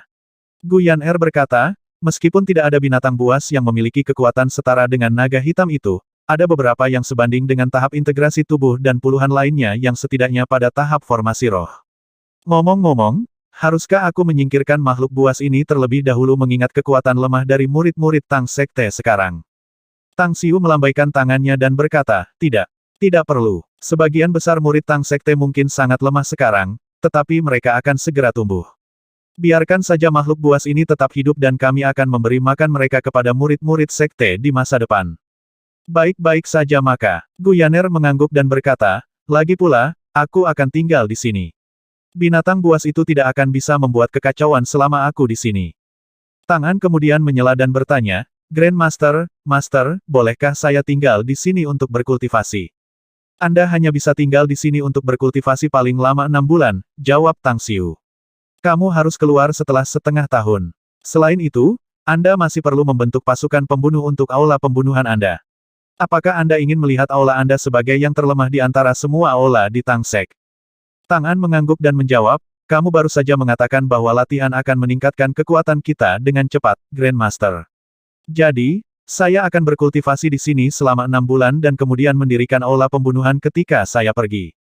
Saya kemudian dapat membawa anggota terlatih saya untuk berkultivasi di sini untuk mengambil kecepatan kultivasi mereka. Tidak masalah, kalau begitu. Tang Xiu mengangguk. Tiba-tiba, dia mengingat sesuatu yang lain dan buru-buru bergeser ke Gu Yaner, mengatakan, Yaner, banyak binatang buas telah melarikan diri keluar, setidaknya 1000 dari mereka. Meskipun tim Chen Shaohua telah bergerak untuk memburu mereka, mengharapkan mereka untuk membunuh semua binatang buas itu tidak realistis, jadi saya dan Tang An akan pergi keluar untuk berurusan dengan mereka, sementara Anda tinggal di sini untuk mengumpulkan sumber daya kultivasi. Baik, Gu Yaner sendiri tidak ingin mengambil tindakan yang memaksanya pergi keluar, jadi dia mengangguk. Tang Xiu kemudian berbalik. Tepat ketika dia akan pergi, dia mengingat masalah lain dan berkata, Yaner, tempat ini harus memiliki batu luan Phoenix berwarna-warni. Hati-hati mencarinya karena akan sangat bermanfaat di masa depan. Saya juga telah menemukan deposit batu luan Phoenix berwarna-warni di gunung kecil di sini, Guru. Saya menjamin Anda bahwa semua batu ini akan sepenuhnya ditambang sebelum Anda kembali, Gu Yaner menjawab dengan percaya diri. Faktanya, dia memiliki kemampuan untuk mengumpulkan segala sesuatu di dunia saku ini dalam sekejap. Tapi karena tempat ini akan menjadi tempat uji coba bagi murid-murid Tang Sekte di masa depan, dia hanya bisa menyerah ide ini dan hanya memanen sumber daya kultivasi ini perlahan. Segera setelah itu, Tang Xiu dan Tang An meninggalkan dunia saku. Ketika mereka muncul di luar, keempat murid Tang Sek yang berjaga di luar langsung muncul dan memberi hormat dengan hormat. Bagaimana dengan binatang buas yang melarikan diri dan situasi di luar? Tanya Tang Xiu. Salah satu murid menjawab, Jinsi telah datang ke sini secara pribadi, Sekte Master. Dia dan Chen Shaohua memimpin tim murid Sekte kami dan melakukan yang terbaik untuk memburu binatang buas yang kejam ini.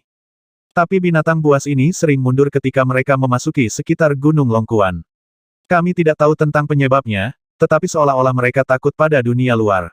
Selain itu, ada juga banyak pengguna kemampuan dari Biro Kemampuan Khusus China di sini, dan selama 10 hari terakhir, kedua belah pihak telah membunuh sekitar 400 plus binatang buas, sedangkan beberapa yang lain masih bersembunyi.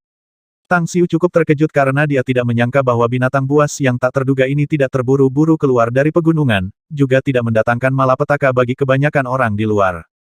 Meskipun demikian, itu masih kabar baik. Kalian semua menjaga tempat ini.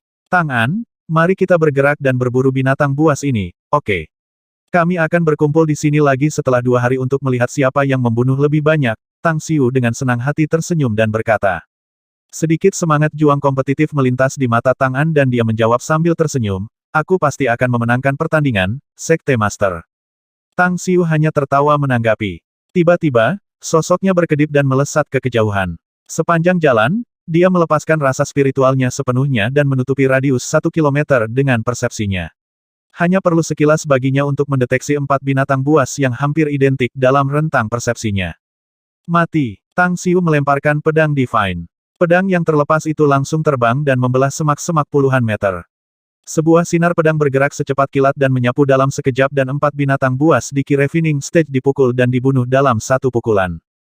Setengah hari berlalu, Tang Xiu bertemu beberapa kelompok pengguna kemampuan, termasuk kelompok yang terdiri dari 6 orang yang dikepung oleh puluhan binatang buas. Saat dia muncul, dia langsung mengambil tindakan dan menyelamatkan mereka.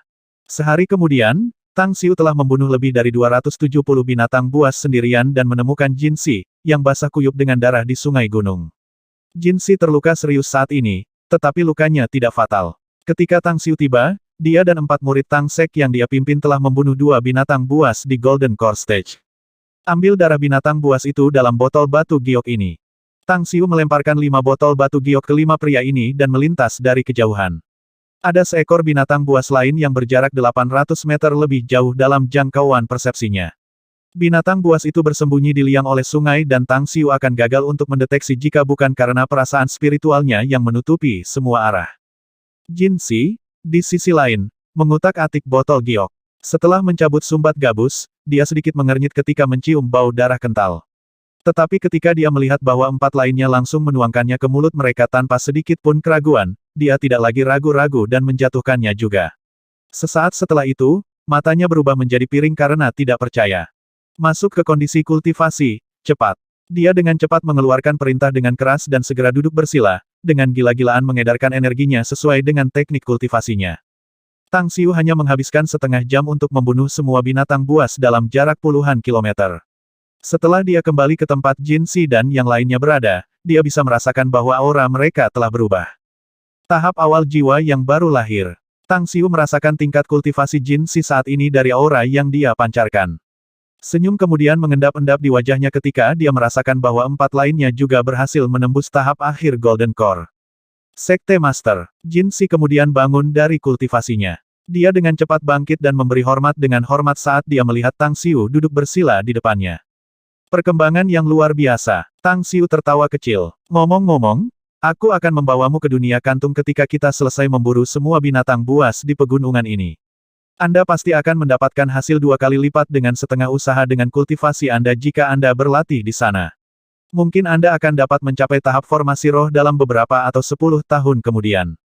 Dunia Saku, yang seperti tanah yang diberkati. Kelima pria itu saling bertukar pandang dengan gembira. Tang Xiu kemudian melambaikan tangannya dan melanjutkan, ya, teruslah berburu dan membunuh binatang buas ini. Semakin cepat Anda menyingkirkan binatang buas ini, semakin awal Anda memasuki dunia Saku ini untuk bercocok tanam. Itu benar, saya sudah berkeliaran selama beberapa hari di sini dan bertemu dengan beberapa kelompok pengguna kemampuan, tapi saya belum melihat Duan Mulin. Apakah Anda tahu sesuatu tentang itu? Duan Mulin terluka dan mundur untuk memulihkan diri, jawab Jin Si. Dia sekarang di kota Suyang dekat Gunung Longkuan jika Anda ingin melihatnya, Sekte Master. Tang Xiu mengangguk sebagai jawaban. Namun, bukannya bergegas untuk menemukan Duan Mulin, ia pergi ke tempat lain untuk menemukan, berburu, dan membunuh binatang buas. Dia bertaruh dengan tangan sebelumnya, jadi dia tidak ingin membuang waktu lagi.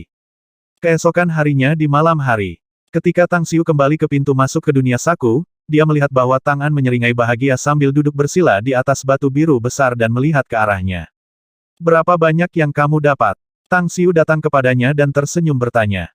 Tidak banyak, hanya 188 binatang buas, jawab Tang An. Tang Xiu memberinya jempol dan memuji. Menemukan begitu banyak dari mereka hanya dalam 2 hari adalah prestasi luar biasa.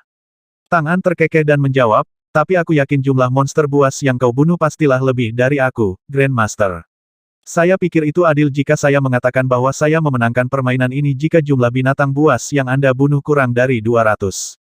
Ahaha, Tang Xiu tertawa dan berkata, aku khawatir kamu akan kecewa. Saya mendapatkan total 406 dari mereka, dengan 4 di Golden Core Stage. Senyum di wajah Tang An membeku dan dia dengan ragu bertanya, kamu membunuh mereka semua sendirian. Bagaimana mungkin? Tidak ada yang mustahil, kau tahu. Tang Xiu terkekeh dan menjelaskan, kisaran area yang dapat ditutupi oleh indera spiritual saya adalah lebih dari 1 kilometer, dan tidak ada binatang buas yang bisa bersembunyi dalam radius rentang persepsi saya kemanapun saya pergi. Selain itu, binatang buas ini sangat lemah, untuk memulai. Tidak perlu membuang waktu lagi, jadi aku membunuh mereka dengan cepat. Itu curang, Grandmaster. Tang An memaksakan senyum masam. Hahaha. Tang Xiu tertawa terbahak-bahak dan berkata, kamu tahu, indera spiritual juga merupakan bentuk kekuatan. Jika Anda dapat mencapai tingkat kekuatan yang saya miliki saat ini, indera dan persepsi spiritual Anda akan sama tidak buruk. Terus kultivasi dengan rajin dalam aspek ini dan Anda akan melihat manfaat dari memiliki rasa spiritual yang tangguh di masa depan. Saya mengerti, Grandmaster, jawab Tang An dengan serius. Memiliki rasa spiritual yang kuat adalah suatu keharusan jika seseorang ingin menjadi ahli yang kuat. Sebenarnya, saya pikir indera spiritual saya sangat luar biasa karena saya secara khusus memilih manual yang mencatat teknik untuk menumbuhkan indera spiritual di paviliun perpustakaan klasik. Saya memilih satu itu untuk mempelajari arai sebelumnya dan sekarang telah mencapai beberapa kemajuan di atasnya. Itu hanya permainan tanpa taruhan untuk mempercantik.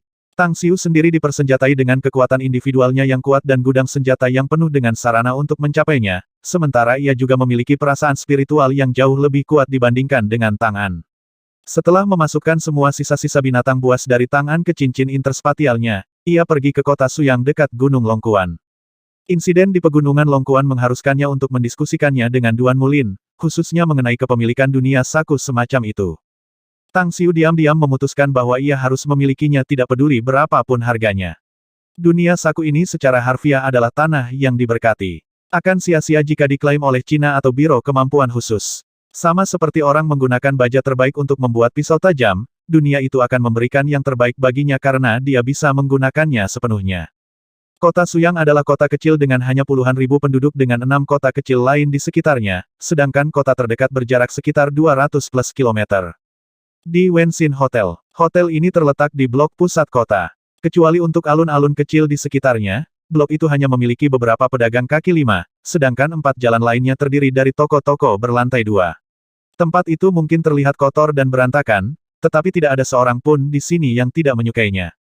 Di depan hotel, Zulong berjongkok sambil mengerutkan kening dan merokok. Salah satu lengannya dibalut dan ia menggunakan tangan kirinya untuk bermain-main dengan ponselnya sambil mengamati pejalan kaki di sekitarnya.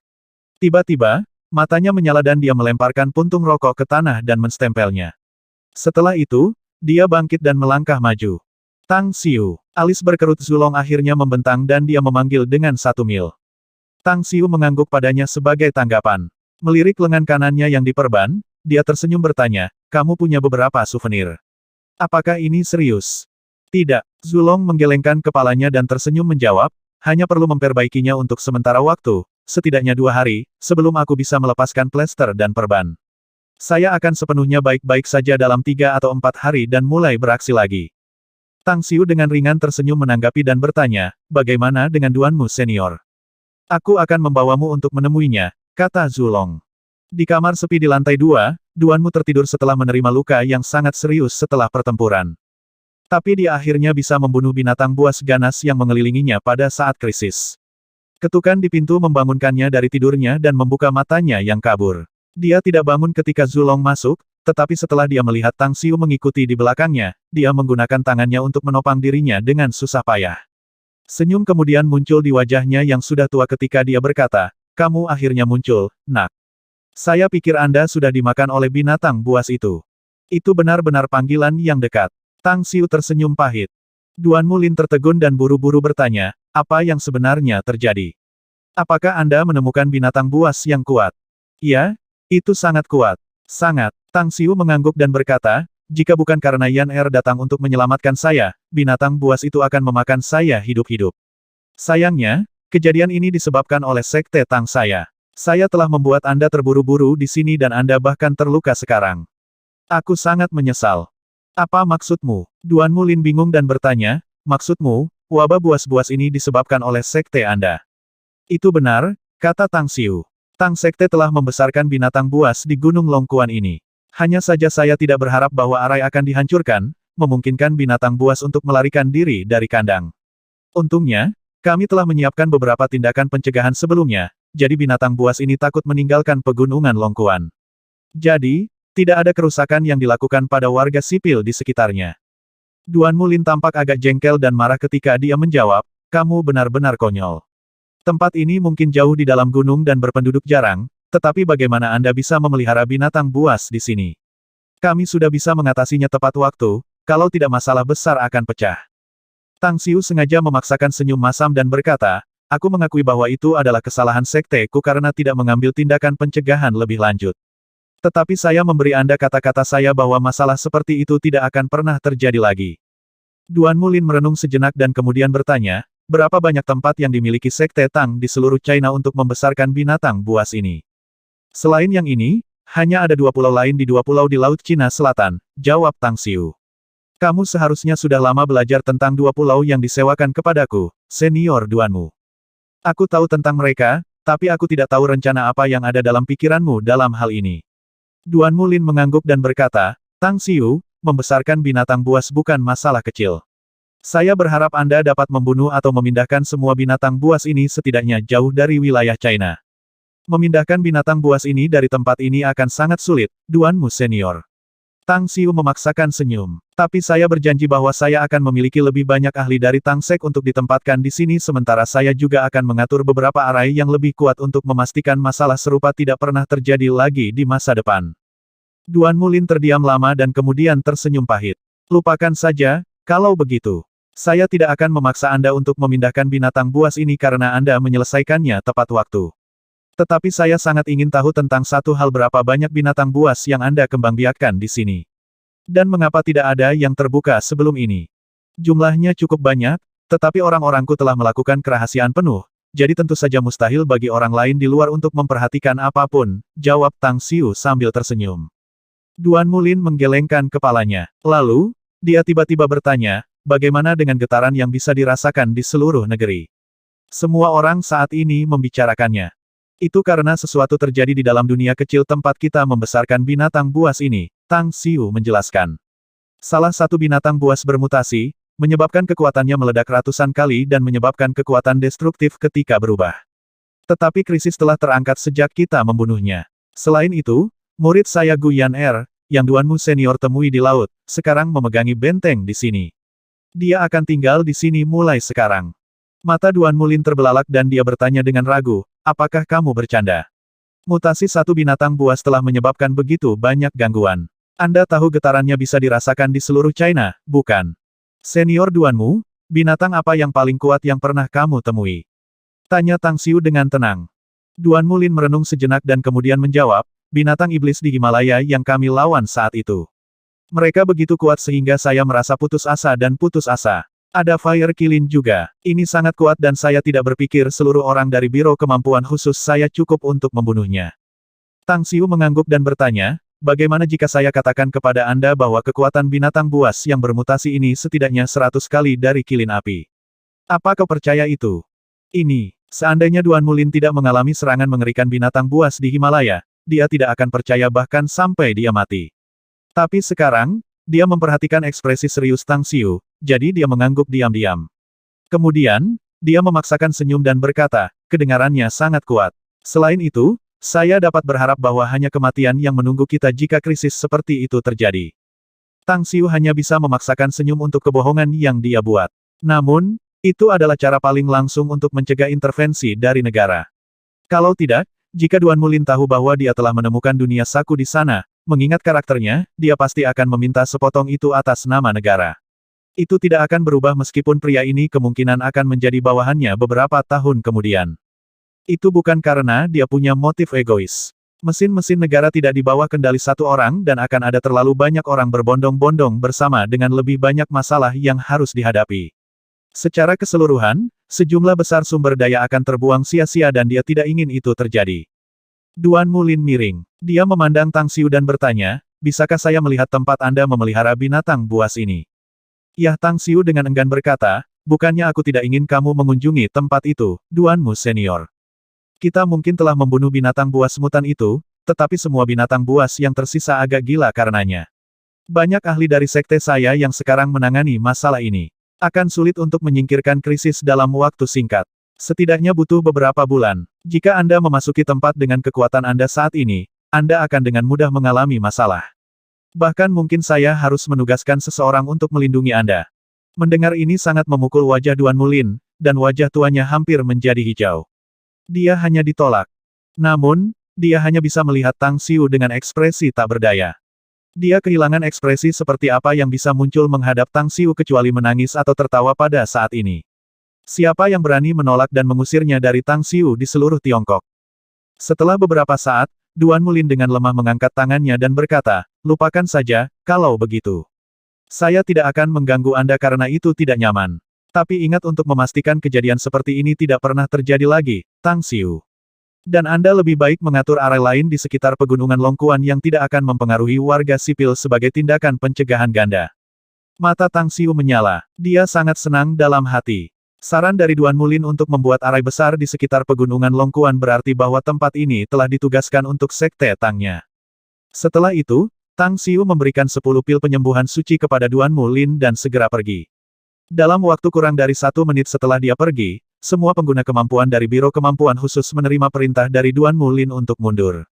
Dalam setengah bulan berikutnya, Tang Xiu, Tang An, Jin Si, dan yang lainnya menyisir seluruh pegunungan Longkuan dan akhirnya membunuh semua binatang buas yang melarikan diri. Setelah Tang Xiu memasuki dunia Saku lagi, Gu Yan'er mengatakan kepadanya bahwa dia telah mengumpulkan semua harta berharga di tempat ini. Dia hanya meninggalkan beberapa benda berharga ini karena tidak ada kebutuhan mendesak untuk saat ini. Ini yang kita miliki sekarang, Tuan. Gu Yan'er mengeluarkan cincin interspatial dan memberikannya kepada Tang Xiu. Menggunakan akal rohaninya untuk memeriksa cincin itu, Tang Xiu diam-diam terkejut setelah dia melihat semuanya di dalam. Bahkan ketika dia adalah Supreme di dunia immortal, dia tidak pernah memiliki begitu banyak sumber daya dan kekayaan seperti ini. Harus dicatat bahwa saat itu adalah immortal, sementara tempat ini hanya sebuah dunia Saku yang melekat pada bumi. Aku mengerti sekarang. Tang Xiu menghela nafas dengan senyum paksa setelah menerima cincin itu. Gu Yan'er bingung dan bertanya, apa yang baru saja Anda pahami, Tuan? Hanya sekarang aku mengerti mengapa banyak ahli di dunia immortal pergi keluar untuk membuka wilayah baru. Ternyata tujuan mereka bukan untuk mendapatkan lebih banyak domain tetapi untuk mengumpulkan sumber daya. Itu karena mereka dapat memperoleh manfaat luar biasa begitu mereka menemukan beberapa tempat seperti harta karun dengan banyak sumber daya. Selain dari padang rumput luas dalam ribuan mil di sekitar pintu masuk, dunia Saku yang tampaknya tak terbatas juga memiliki gunung, danau, lembah, dan dataran tinggi. Tanah tertinggi di dunia ini adalah puncak gunung yang menjulang setinggi sekitar 2000 meter di tengahnya, dengan bebatuan bergerigi dan tebing curam, hampir mustahil untuk didaki. Namun, sebuah bangunan yang megah dan indah berdiri di atas puncak gunung yang menjulang tinggi. Gu Yan'er berdiri di alun-alun kecil di depan sebuah paviliun klasik sambil tersenyum sambil melirik ke bukit-bukit di depannya. Kemudian, dia terkekeh dan berkata, Yan'er menghabiskan 2 hari untuk membangun paviliun di sini. Cukup menakjubkan, bukan? Perasaan hangat muncul di dalam hati Tang Xiu. Paviliun ini hanyalah versi mini dari tempat tinggalnya di dunia immortal, tempat ia tinggal selama beberapa milenium di sana. Itu sebabnya dia bisa mengenalinya sekilas. Luar biasa. Saya tidak pernah tahu Anda memiliki bakat ini, Yan'er.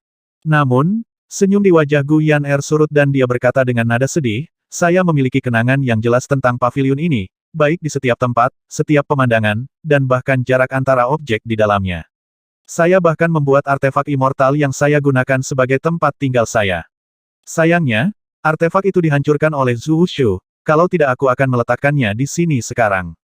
Tang Xiu memegang pundaknya dan dengan lembut menepuknya, berkata dengan lembut, tunggu sampai kita kembali ke dunia immortal dan saya telah mengembalikan kultivasi saya ke tahap supremasi.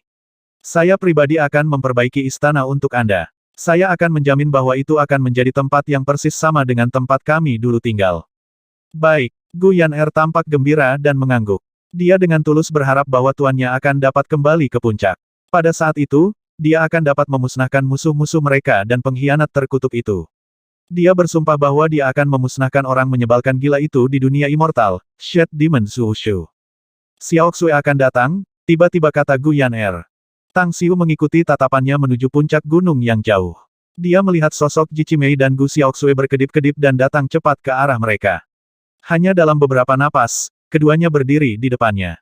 Salam, Tuhan. Grand Master, Ji Qimei dan Gu Xiaoxue memberi hormat. Berapa banyak orang dari sekte kita yang datang? Tang Xiu bertanya. Total 80 orang. Mereka sekarang mengumpulkan harta dunia Saku ini. Mereka akan berada di sini dalam 2 hari, jawab Gu Xiaoxue. Tang Xiu mengangguk sebagai jawaban dan berkata, siapkan tempat tinggal di gunung terdekat ketika mereka tiba. Juga, karena Yan'er tinggal, dia dapat mengajar semua orang dalam kultivasi mereka. Saya berharap kultivasi mereka berkembang dengan cepat. Saya ingin melihat sejumlah pakar Naschen Soul muncul dari sekte kami mungkin dalam 1,5 tahun. Naschen Soul Stage. Gu Xiaoxue terkejut. Bagaimana mungkin, Grand Master? Dari 80 murid sekte yang kami bawa ke sini, tingkat kultivasi sepertiga dari mereka hanya pada tahap akhir dari pendirian yayasan. Mereka bahkan belum di Golden Core Stage. Aku tidak akan menjelaskan banyak tentang ini. Anda baru saja datang ke sini dan Anda tidak tahu tentang dunia Saku ajaib ini. Tang Xiu samar-samar tersenyum dan berkata, baiklah, terus mencari harta. Dan urus semua harta yang dikumpulkan oleh para murid, yang semuanya harus diserahkan kepada Anda. Mereka semua tahu aturannya dan tidak akan menyembunyikannya, Grand Master, jawab Gu Xiaoxue dengan hormat. Setelah mengatakan itu, keraguan dilemparkan ke wajahnya yang cantik sebelum dia melihat ekspresi tenang Tang Xiu dan berbicara dengan suara rendah, Grand Master, ketika kami baru saja tiba di dekat Gunung Longkuan, kami melihat beberapa orang dengan identitas khusus. Kami menangkap salah satu dari mereka dan memeras sesuatu dari pria itu. Ternyata mereka adalah agen intelijen Tiongkok dan tujuan utama mereka di sini adalah untuk memantau situasi di sekitar Gunung Longkuan. Lebih jauh, ada banyak dari mereka sekitar lebih dari 100. Tang Xiu mengerutkan kening dan bergumam pada dirinya sendiri, sepertinya Duan Mulin masih belum yakin padaku. Dia memecat personil Biro Kemampuan Khusus tetapi mengirim begitu banyak agen intelijen untuk mengawasi kami. Apakah Anda ingin kami mengusir koperasi intel ini, Grandmaster? Gu Xiaoxue bertanya. Tang Xiu merenungkan gagasan itu dan kemudian menjawab, tidak perlu. Saya akan menangani masalah ini sendiri. Selain itu, saya akan tinggal di sini selama beberapa waktu setelah semua orang tiba. Saya memiliki niat untuk mengebor mereka selama 10 hari. Dimengerti. Gu Xiaoxue mengangguk. Selama 10 hari ini, selain membenamkan diri dalam kultivasi setiap hari untuk menstabilkan tingkat kultivasinya, Tang Xiu meluangkan waktunya untuk mengebor 80 murid Tang Sek dengan keras. Dengan bantuan terus-menerus dari pil, cairan penghalus tubuh, dan darah binatang buas, kultivasi mereka berkembang pesat dengan cepat. Seperti yang dikatakan orang, baja halus ditempa melalui ribuan proses temper. Tang Xiu benar-benar membuat mereka berjuang dalam kesakitan dan kebahagiaan selama 10 hari ini.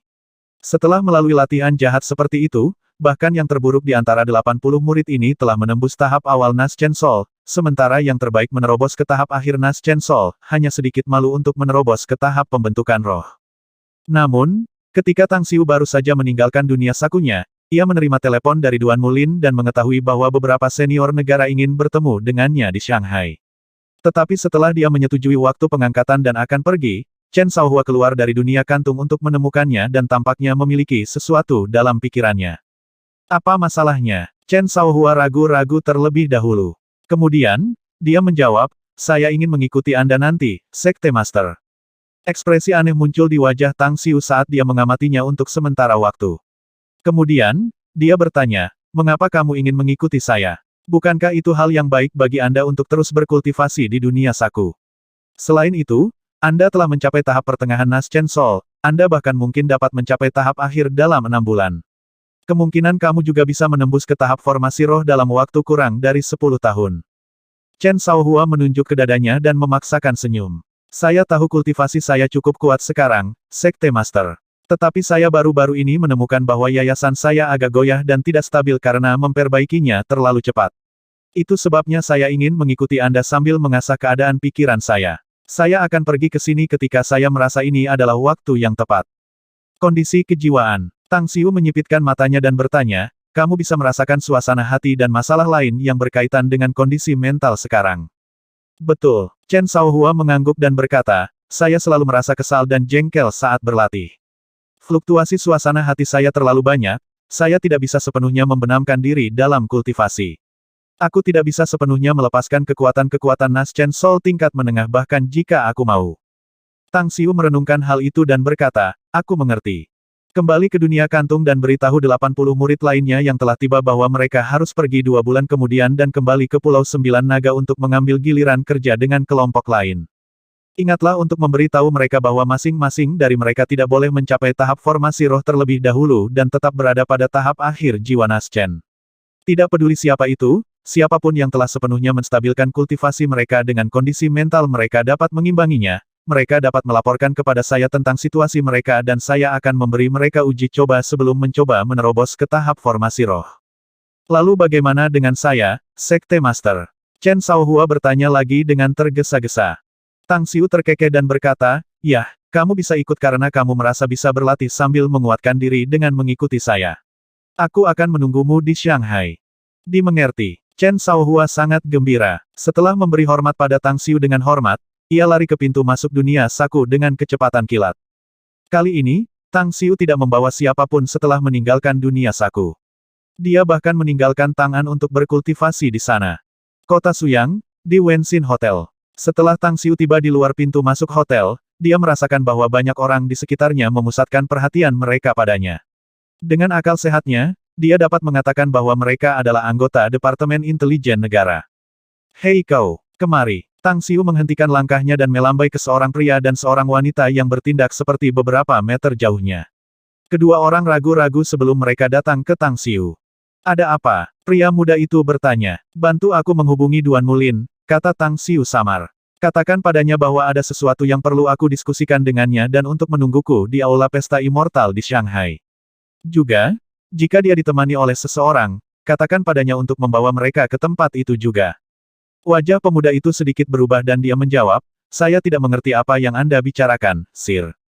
Tang Xiu bersenandung dan langsung mengeluarkan buku hijau kecil dari cincin interspatialnya. Dia menunjukkannya kepada dua orang dan dengan ringan bertanya, kamu mengerti apa yang saya katakan sekarang? Dimengerti. Pria dan wanita itu menyamar sebagai pasangan dengan tergesa-gesa mengangguk dan memberi hormat. Tang Xiu menggelengkan kepalanya dan kemudian berjalan ke Wenshin Hotel dan datang ke lobi di lantai pertama.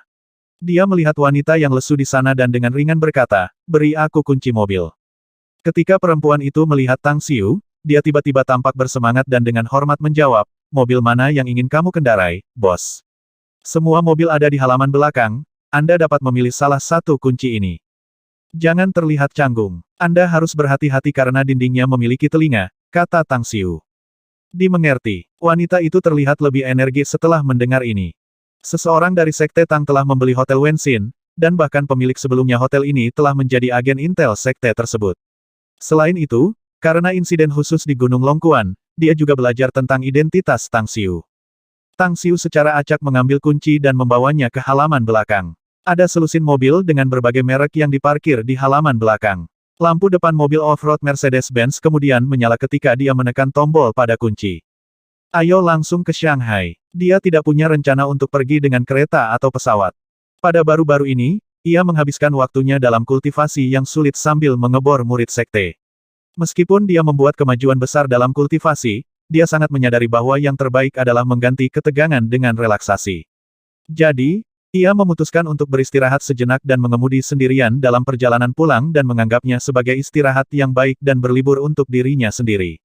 Wilayah barat memiliki pemandangan yang indah dan, meskipun jalanannya cukup bergelombang, fitur luar biasa dari off-road yang dikendarainya melakukan pekerjaan yang baik untuk meringankannya. Dia jarang bertemu siapapun di jalan, jadi dia mendorong kecepatan lebih dari 200 km/jam selama 1,5 jam. Harus cepat dan menemukan pompa bensin. Itulah tepatnya hal pertama yang dilakukan Tang Xiu ketika dia tiba di kota Halagu. Wilayah kota Halagu City tidak terlalu besar dan hanya sebesar daerah kecil di daratan. Setelah perjalanan yang mulus untuk menemukan pompa bensin, Tang Xiu kemudian menemukan satu pompa bensin penuh sesak dengan banyak orang. Dia bisa melihat mobil berbaris, tetapi tidak ada yang mengisi bahan bakar sama sekali. Hei, apa yang terjadi di sini? Tang Xiu membuka jendela dan menemukan jendela SUV Mercedes-Benz lain juga dibuka. Dia sedikit mengerutkan alisnya dan bertanya seorang pria dengan tato di pundaknya yang merokok dan mengisap sesekali. Pria itu melirik Tang Xiu dan tampaknya tidak ingin membalas dulu. Tetapi kebosanan karena terlalu lama menunggu, dan dia dengan santai menjawab, apa alasan lain selain para instruktur sekolah mengemudi yang datang untuk mengisi bahan bakar pada jam ini setiap hari. Kita semua hanya harus menunggu sampai mereka selesai mengisi sebelum giliran kita tiba. Tang Xiu mengerutkan alisnya dan bertanya lagi, mengapa saya belum melihat kendaraan dari sekolah mengemudi mobil di sini? Apakah orang-orang ini memiliki kepala besar sehingga kita semua harus menunggu mereka? Pria itu mengepulkan asap dan tiba-tiba tersenyum, bertanya, apakah kamu bukan penduduk asli, brother? Anda tidak tahu tentang aturan yang tidak diucapkan di sini. Nah, aku bukan orang lokal. Saya hanya lewat saja. Tang Xiu menggelengkan kepalanya. Senyum muncul di wajah pria itu dan dia menjawab, tidak heran. Lalu, izinkan saya memberitahu Anda tentang hal itu. SPBU ini, sebenarnya, dimiliki oleh kepala sekolah satu-satunya sekolah mengemudi di kota. Alasan mengapa ia membangun pompa bensin di sini adalah terutama untuk sekolah mengemudi. Biasanya, hanya ada beberapa mobil dari sekolah mengemudi yang datang untuk mengisi bahan bakar karena mereka datang dalam kelompok. Tetapi mereka yang datang ke sini ketika begitu banyak mobil ini datang akan sial karena tidak akan ada cukup bensin untuk mereka. Tang Xiu mengangguk sambil tersenyum dan bertanya lagi, apakah Anda mungkin berselisih dengan pemilik pompa bensin ini? Pria itu dikategorikan keluar dan kemudian menggelengkan kepalanya. Bagaimana aku bisa memendam sesuatu seperti itu? Tidak ada apapun antara aku dan dia. Since you have no faith with the owner of this gas station, then why are you here and there to smoke so brazenly, then? Tang Xiu asked with a smile, are you not afraid the gas station will catch fire and explode? The man gave Tang Xiu a strange look. He immediately threw the cigarette butt on the ground and blandly replied, "You're really paying to safety, aren't you, little brother?" He then shut his car's windows directly after saying that. Tang Xiu shook his kepala secretly and waited calmly for more than half an hour before he saw a dozen training cars with signs Red Maple Driving School slowly move from the distance. Only after he waited for another half an hour did his turn come. "Fill up to the full," Tang Xiu calmly sighed after his turn came. Staf pompa bensin mengangguk sebagai respons dan kemudian melirik ke belakang. Setelah mengisi tangki sampai penuh dan Tang Xiu memberinya uang tunai, dia merendahkan suaranya dan berkata, "Kamu bukan orang lokal yang diberi plat nomor kamu, bukan, adik kecil. Kamu sebaiknya segera meninggalkan tempat ini jika kamu dari sini." Tang Xiu mengangkat alisnya dan bertanya, "Mengapa?" "Para pemilik mobil yang datang ke pompa bensin kami untuk mengisi bahan bakar dan menemukan mobil-mobil non-pribumi mengendarai mobil di sini sering diam-diam mengikuti di belakang untuk merampok mereka," bisik staf. "Kamu juga harus hati-hati karena kupikir kamu sendirian." "Terima kasih banyak," jawab Tang Xiu tersenyum. Setelah menyalakan kembali mobilnya, Tang Xiu dengan cepat menuju ke jalan raya, tetapi dia menemukan melalui kaca spion bahwa pria bertato yang dia ajak bicara sebelumnya tidak mengisi bahan bakar mobilnya tetapi melaju di belakangnya. Menarik. Tang Xiu menyipitkan mata dan mendorong pedal gas ke bawah dan mobilnya berputar seolah-olah panah yang melesat cepat ke kejauhan. Pada saat yang sama, ia memutar nomor darurat polisi setempat. Setelah berbicara tentang masalah ini, dia akhirnya berkata, "Kamu mungkin tidak percaya padaku, tapi aku dari Departemen Keamanan yang melewati tempat ini setelah misi. Saya sekarang berada di distrik Bailu dan saya akan parkir di gerbang sekolah dasar Zhongchuang distrik Bailu untuk menunggu orang-orang ini datang kepada saya. Saya akan menganggap Anda bertanggung jawab jika Anda tidak datang, dan Anda dapat mengharapkan konsekuensi yang parah." Jauh di belakang, sebuah ekspresi sengit muncul di mata pria bertato yang mengendarai Mercedes-Benz SUV. Sambil cepat mengejar mobil di depan, dia berkata dengan nada dalam, "Baozi, kamu mempercepat untuk mencegat orang ini di depan nanti. Anda harus mencegat orang ini begitu ia mengusir dari kota di East Bridge." "Kotoran. Kita semua mungkin mengendarai Mercedes-Benz, tetapi mobilnya pasti beberapa kali lebih mahal daripada mobil saya. Dia pastinya domba yang gemuk. Jangan khawatir, saya akan membuatnya berhenti di sana." Suara percaya diri keluar dari telepon meyakinkannya. Di gerbang sekolah dasar Zhongchuang distrik Bailu. Sekolah dasar sudah dikosongkan sejak dini hari. Hanya ada beberapa pejalan kaki di sekitarnya selain beberapa remaja yang merokok di depan toko di seberang sekolah. Namun, tidak ada yang memperhatikan SUV Mercedes-Benz yang diparkir di depan sekolah. "Hei, kalian berdua, kemarilah." Tang Xiu menyalakan sebatang rokok sambil bersandar di pintu mobil setelah dia keluar, dan kemudian menatap remaja dan melambai kepada mereka. "Kamu menelepon, saudaraku." Keempat remaja itu datang dengan cepat. Terlihat iri di wajah mereka yang terlihat ketika mereka melirik SUV Mercedes-Benz dari waktu ke waktu. Tang Xiu mengambil setumpuk uang dari dompetnya. Jumlahnya sekitar 1.000 yuan dalam bentuk tunai, dan dia menyerahkannya kepada remaja di depan dan berkata, "Tolong aku dan kamu bisa mendapatkan uangnya." Remaja itu mengambil uang itu dan tampak bersemangat. Kemudian, dia tergagap, saudaraku, apa-apa yang kamu ingin kami lakukan?" "Kamu punya ponsel?" tanya Tang Xiu. Remaja itu dengan cepat mengeluarkan smartphone. Meskipun harga ponselnya tidak terlalu mahal, itu adalah ponsel baru. Bocah remaja itu kemudian berkata, "Kita semua memiliki ponsel, saudaraku. Panggil polisi sekarang dan beritahu mereka bahwa ada insiden kekerasan di gerbang sekolah dasar Bailu. Suruh mereka cepat-cepat ke sini. Kalian berempat, panggil polisi dan segera tinggalkan tempat ini." Keempat remaja itu ragu-ragu.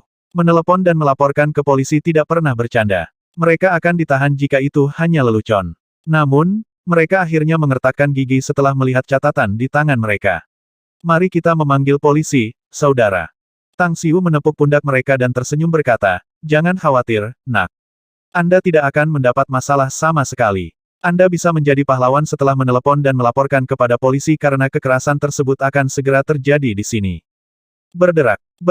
Sebuah SUV hitam diparkir di belakang mobil Tang Xiu dan diikuti oleh 3 lainnya di kedua sisi. Ketika pintu-pintu mobil ini dibuka, beberapa pria besar kemudian menyembur dengan senyum jahat dan mengerikan di wajah mereka.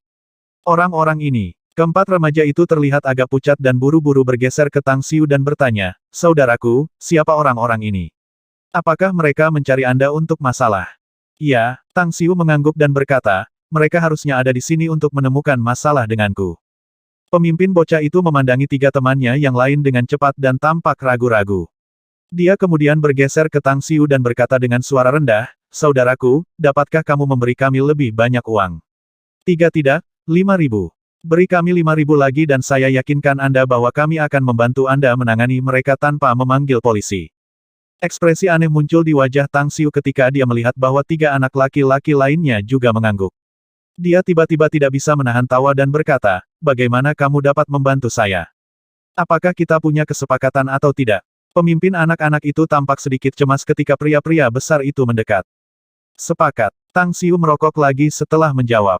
Mata remaja itu menyala dan dia meraih ponselnya untuk memutar nomor sel. Sekitar 6 detik kemudian, dia berteriak, "Ah Lang, seseorang baru saja memberi kami uang untuk membantu mengatasi beberapa masalah di sini. Pergi ambil beberapa yang lain dan bawa mereka ke sini cepat. Kami berada di gerbang sekolah dasar." Tiga anak lelaki lainnya juga melakukan panggilan telepon dan memanggil orang lain untuk datang dengan cepat. Ekspresi aneh di wajah Tang Xiu tumbuh lebih intens. Dia benar-benar bingung apakah dia harus menangis atau tertawa setelah menonton keempat orang ini melakukan panggilan telepon untuk memanggil beberapa orang satu demi satu. "Kau tahu, aku khawatir aku sudah akan dipukuli sampai mati ketika teman-teman yang baru saja kau telepon tiba di sini. Dengarkan aku dan tinggalkan tempat ini dengan cepat, ya kan?" Pemimpin anak laki-laki itu dengan keras kepala menggelengkan kepalanya dan berkata dengan keras, "Siapa namamu, saudaraku?"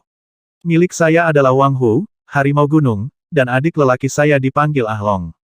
Tunggu saja di sini sebentar dan dia akan membawa beberapa yang lain dengan cepat." Tang Xiu merasa agak tidak berdaya di dalam hatinya. Kemudian, dia mengalihkan perhatiannya ke lebih dari selusin pria besar yang agresif dan tampak garang yang datang ketika dia mondar-mandir untuk menghadap mereka dan dengan tersenyum berkata, "Kita bertemu lagi, Bung." Pria bertato itu mengacungkan jempol dan berseru dalam pujian, "Baiklah, ya. Anda tampaknya telah menemukan beberapa pembantu, bukan? Berapa banyak orang yang bisa kamu panggil dengan anak nakal ini? Aku tidak takut memberitahumu namaku. Saya Yang Biao dan saya cukup terkenal di kota ini, dan teman-teman di jalan memanggil saya Brother Biao." Tang Xiu menggelengkan kepalanya dan berkata, "Mereka." Tiba-tiba, dia berhenti berbicara dengan tiba-tiba karena dia melihat puluhan remaja bergegas keluar dari lorong puluhan meter di belakang selusin pria besar ini. Anak-anak lelaki itu berusia sekitar 17 tahun ke atas dan beberapa dari mereka memegang parang dan yang lain memiliki penjepit besi. "Kami di sini, saudara." Pemuda berlari di garis depan memiliki sosok besar dan ketinggian lebih dari 1,8 meter. Siapapun yang melihatnya pasti mengira ia adalah orang dewasa jika bukan karena wajahnya yang kekanakan. "Semua saudara, kakak ini berjanji untuk memberi kami 5.000 untuk membantunya mengatasi masalahnya," kata Wang Hu keras-keras. "Dan banyak omong kosong ini akan menyusahkan kakak ini. Bodoh amat mereka, kalahkan mereka, jangan biarkan mereka lari." Lebih dari selusin remaja mengangkat senjata mereka dan dengan cepat mengepung selusin orang dewasa. Anak-anak itu tampak seperti harimau kecil yang ganas, dan sikap mereka menunjukkan bahwa mereka siap untuk bergemuruh untuk pertikaian kapan saja. "Giddy up, cepat ke sana." Kelompok 5 remaja lainnya mendekat dengan cepat, juga memegang senjata. Pemimpin anak laki-laki yang datang terakhir, yang berambut merah, berseru, "Hei, saudara Hu, siapa yang berani menggertak donor kaya kita? Ayo kalahkan mereka." Wajah pria bertato itu berubah, sedangkan selusin pria besar lainnya tampak tak percaya. Mereka tidak pernah berharap bahwa panggilan dari keempat pemuda ini benar-benar dapat memanggil begitu banyak orang sekaligus. Namun, masalah itu masih jauh dari selesai. Hanya dalam waktu 14 menit kemudian, 9 kelompok anak laki-laki juga bergegas, beberapa terdiri dari lebih dari selusin orang dan yang lebih sedikit terdiri dari 6 anak laki-laki. Selusin anak laki-laki bahkan bergegas naik sepeda motor untuk bergabung dengan pengepungan. Hampir 100 anak lelaki bersenjata dalam pakaian aneh menatap selusin pria besar. Tidak ada sedikit pun rasa takut di wajah mereka, dan mereka nampaknya bersemangat tinggi. Dapat dilihat bahwa mereka akan menyerbu para pria besar ini dalam waktu singkat begitu perintah dikeluarkan. Tang Xiu tidak berharap adegan seperti itu akan muncul di zaman yang damai ini. Dia bisa melihat bahwa kelompok anak laki-laki ini hampir seperti anak serigala dengan masing-masing mengirimkan getaran ganas. "Wang Hu." Tang Xiu melambai ke Wang Hu. Ketika setengah berlari kepadanya dan kemudian berhenti di depannya, dia mengeluarkan sebatang rokok dan melemparkannya kepadanya, sambil tersenyum bertanya, memanggil banyak anak laki-laki dan membuat adegan yang cukup luar biasa seperti ini. "Kamu cukup hebat, nak." Wang Hu menggaruk kepalanya dan ekspresinya yang ganas berubah menjadi senyum yang murni dan jujur. Ah, aku tidak pantas dipuji, saudaraku. Ini Ah Lang. Kita semua mengikutinya. Ah Lang, siapa dia? Tang Xiu bertanya-tanya. Dia saudara kita, atau lebih tepatnya, pemimpin kita, jawab Wang Hu. Sayangnya, dia agak tidak sehat, jadi dia tidak bisa datang ke sini. Penjelasannya menggugah rasa ingin tahu Tang Xiu tentang orang ini bernama Ah Lang. Namun, itu bukan waktu yang tepat untuk membicarakan masalah ini. Dia kemudian beralih ke pria bertato yang terlihat agak gelisah dan mengenakan ekspresi yang tidak sedap dipandang. Dia kemudian berbicara kepada pria itu dengan senyum tipis, "Kamu tahu, aku tidak pernah ingin menggertak siapapun, tetapi kamu layak untuk tetap di balik jeruji besi selama beberapa tahun. Tidak pernah terpikir oleh saya bahwa orang menyebalkan ini akan memanggil begitu banyak orang lain di sini. Jika ada, semuanya sudah sampai pada titik ini, jadi saya akan bertanya kepada Anda terlebih dahulu. Anda menguntit saya dan mengancam saya, apakah saya membuat Anda kesal atau sesuatu? Atau, apakah Anda ingin mengambil uang saya?" Pria bertato itu menarik napas dalam-dalam sebelum ia segera mengungkapkan sisi ganasnya dan dengan dingin mencibir. "Aku datang untuk mendapatkan uangmu karena kita tidak saling kenal. Dan Anda bocah, topi untuk Anda karena melakukan aksi seperti itu dan memanggil banyak anak ini. Saya berani Anda memanggil 10 kali lebih banyak, tetapi Anda masih harus membayar sejumlah tagihan kepada ayah besar ini. Keluarkan 100.000 yuan dan saya akan mengampuni Anda." Tang Xiu bertanya dengan ekspresi aneh, "Kamu masih ingin merampokku bahkan setelah adegan seperti ini?" Alih-alih menjawab, pria bertato itu menarik jaketnya dan mengambil pistol dari pinggangnya, diikuti oleh dua pria lainnya dengan pistol mereka. Sisanya dengan cepat mengeluarkan parang dan dengan jahat melotot ke Tang Xiu dengan senyum mengerikan. Hampir 100 anak laki-laki di sekitarnya tampak sedikit terkejut pada awalnya, tetapi mereka hanya mengabaikannya setelah mengingat bahwa mereka juga bersenjata. Anak-anak muda mungkin mendidih darah hangat, tetapi jauh dari rasa takut terhadap hal yang sebenarnya. Bisa diduga bahwa mereka akan melarikan diri lebih cepat seperti kelinci begitu pelurunya terbang. Tang Xiu mengerutkan kening sejak pria yang menarik pistol di belakang pria bertato itu tiba-tiba mengeluarkan aura membunuh sesuatu yang hanya bisa diperoleh setelah membunuh lebih dari 10 orang, atau setidaknya, dengan kejam membunuh beberapa orang dengan kejam. "Kamu tahu, aku sudah menelepon polisi sebelum meninggalkan pompa bensin," kata Tang Xiu dengan tenang. "Sekarang kamu punya senjata dan kamu akan didakwa dengan banyak kejahatan ketika polisi tiba." Pria bertato itu memutar matanya dan mencibir. Kita tidak akan berada di sini jika kita takut pada polisi. Dan kamu, bocah, Anda semua sebaiknya berhenti memuntahkan kotoran dan ikuti saja kami. Kalau tidak, aku akan membunuh kalian semua." Anak-anak itu terlihat agak takut, tetapi mereka tidak tersentak sama sekali. Mereka sekarang tampak lebih tenang setelah ketakutan singkat. Terutama Wang Long yang tinggi. Dia mengangkat parangnya dan dengan marah menatap tajam. Kamu ingin merebut bankroler kami, iya. Anda harus meminta pisau di tangan saya terlebih dahulu. Jangan berpikir kami akan takut padamu karena kamu punya senjata. Berapa banyak dari kita yang kalian bisa bunuh? 10, 20. Tapi kita semua pasti akan menggilingmu sampai jadi bubur. Wang Hu juga mencibir dan berkata, "Iya. Lebih buruk datang ke terburuk, kami berdua hanya akan mati bersama. Anda berani merebut bankroler kami dan menganggap kami musuh Anda. Jika kita harus mati, maka kita mati. Hidup tidak ada artinya dibandingkan dengan uang bagi kita. Ya, kami berani menukar hidup kami dengan kekayaan. 5.000 bernilai 10 hari bagi kami. Layak untuk mempertaruhkan nyawa kita." Cek mereka. Hampir 100 anak laki-laki mengoceh dan mondar-mandir maju selangkah demi selangkah, tampaknya akan menyerang pada saat itu juga. Kulit pria bertato itu sangat berubah dan puluhan pria yang dibawanya tampak tidak percaya. Bagaimana mereka bisa membayangkan bahwa mereka akan bertemu dengan sekelompok bocah gila ini? Apakah mereka benar-benar tidak takut mati? Setelah mengamati anak-anak lelaki ini, mereka menyadari bahwa mereka juga harus takut akan kematian, tetapi mereka sangat terkejut, mereka sama-sama siap mempertaruhkan segalanya untuk kekayaan seperti halnya burung akan mencari makanan. Itu adalah situasi di mana anak-anak ini akan langsung menyerbu jika ada di antara mereka yang menarik pelatuknya. Apa yang harus saya lakukan?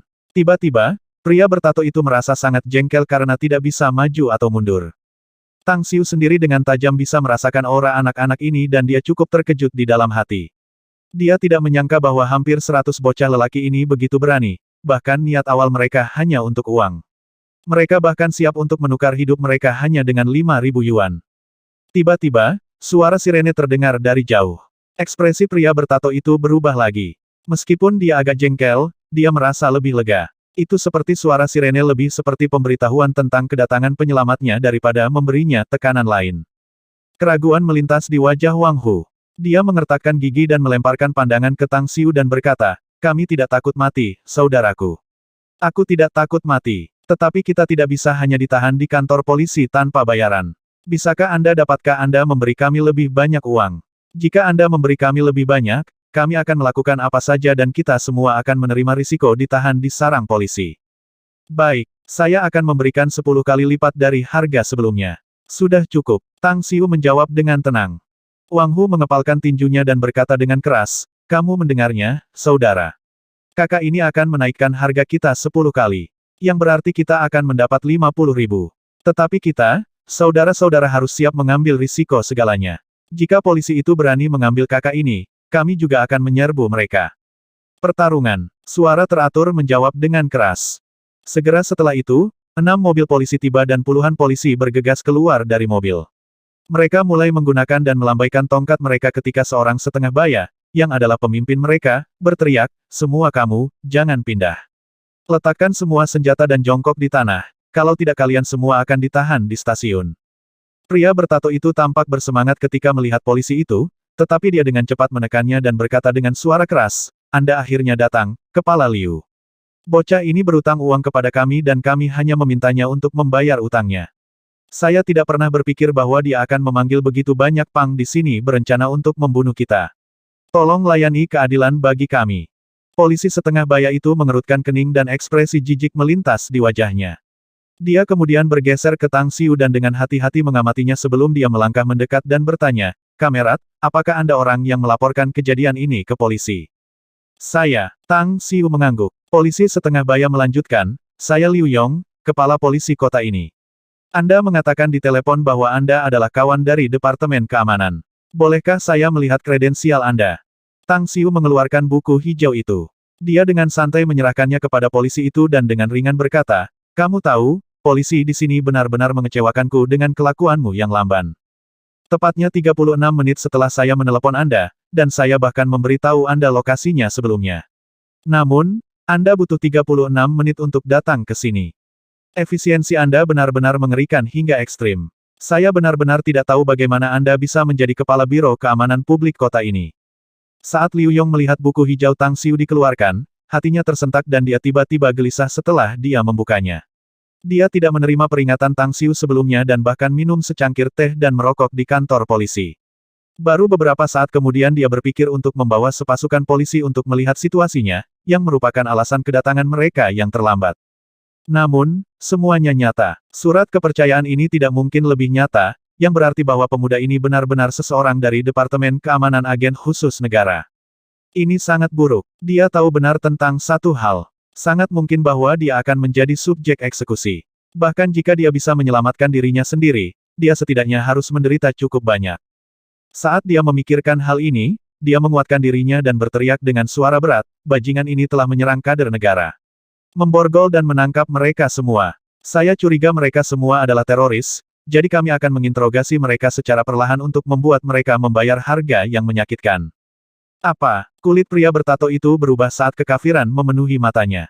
Ketika dia melihat puluhan polisi dengan agresif menyerang kelompoknya, suara tembakan meledak di belakangnya bahkan sebelum dia mengucapkan sepatah kata pun. Bang! Sebuah percikan api menyala dan moncongnya diarahkan ke Liu Yong. Namun, jari Tang Xiu menjentikkan jarum perak dalam sekejap saat percikan menyala. Jarum itu langsung mengenai peluru dari lubang senapan dan membuat lintasannya menembus kerumunan. Tidak ada yang terluka. Bam! Bam! Bam! Saat berikutnya, Tang Xiu bergerak cepat dan mengeluarkan 3 pria besar dan menyambar senjata mereka hampir dalam sekejap mata. Dia kemudian melemparkan pistol ke kaki Liu Yong dan bahkan tidak menahan tegurannya. "Kamu adalah kepala polisi kota, namun kamu tidak memiliki kewaspadaan sama sekali. Anda sudah mati jika saya tidak mengambil tindakan." Peristiwa yang tiba-tiba itu membuat Liu Yong ketakutan. Celaan keras Tang Xiu setelah debu mereda menariknya kembali dari ketakutannya. Tetesan besar keringat bisa terlihat jatuh dari dahinya, tetapi dia tidak berminat untuk menghapusnya. Dengan perasaan bahwa dia baru saja berjalan menjauh dari gerbang neraka, dia menatap Tang Xiu dengan rasa terima kasih dan berkata, "Saya akui saya menganggapnya enteng, pemimpin. Terima kasih telah menyelamatkan saya. Kamu dermawan." Liu Yong mulai sekarang. "Huff, Saya tidak peduli menjadi dermawan Anda atau tidak. Tang Xiu dengan dingin mendengus dan dengan acuh tak acuh berkata, yang saya pedulikan adalah kenyataan bahwa Anda memiliki begitu banyak gangster di wilayah hukum Anda. Beberapa dari mereka bahkan punya senjata. Mereka bahkan berani menargetkan saya dan merampas harta benda saya. Jika bukan karena kelompok bocah pemberani ini yang membela keadilan, aku akan ditangkap oleh mereka sekarang atau bahkan mungkin dibunuh oleh para orang menyebalkan ini. 1230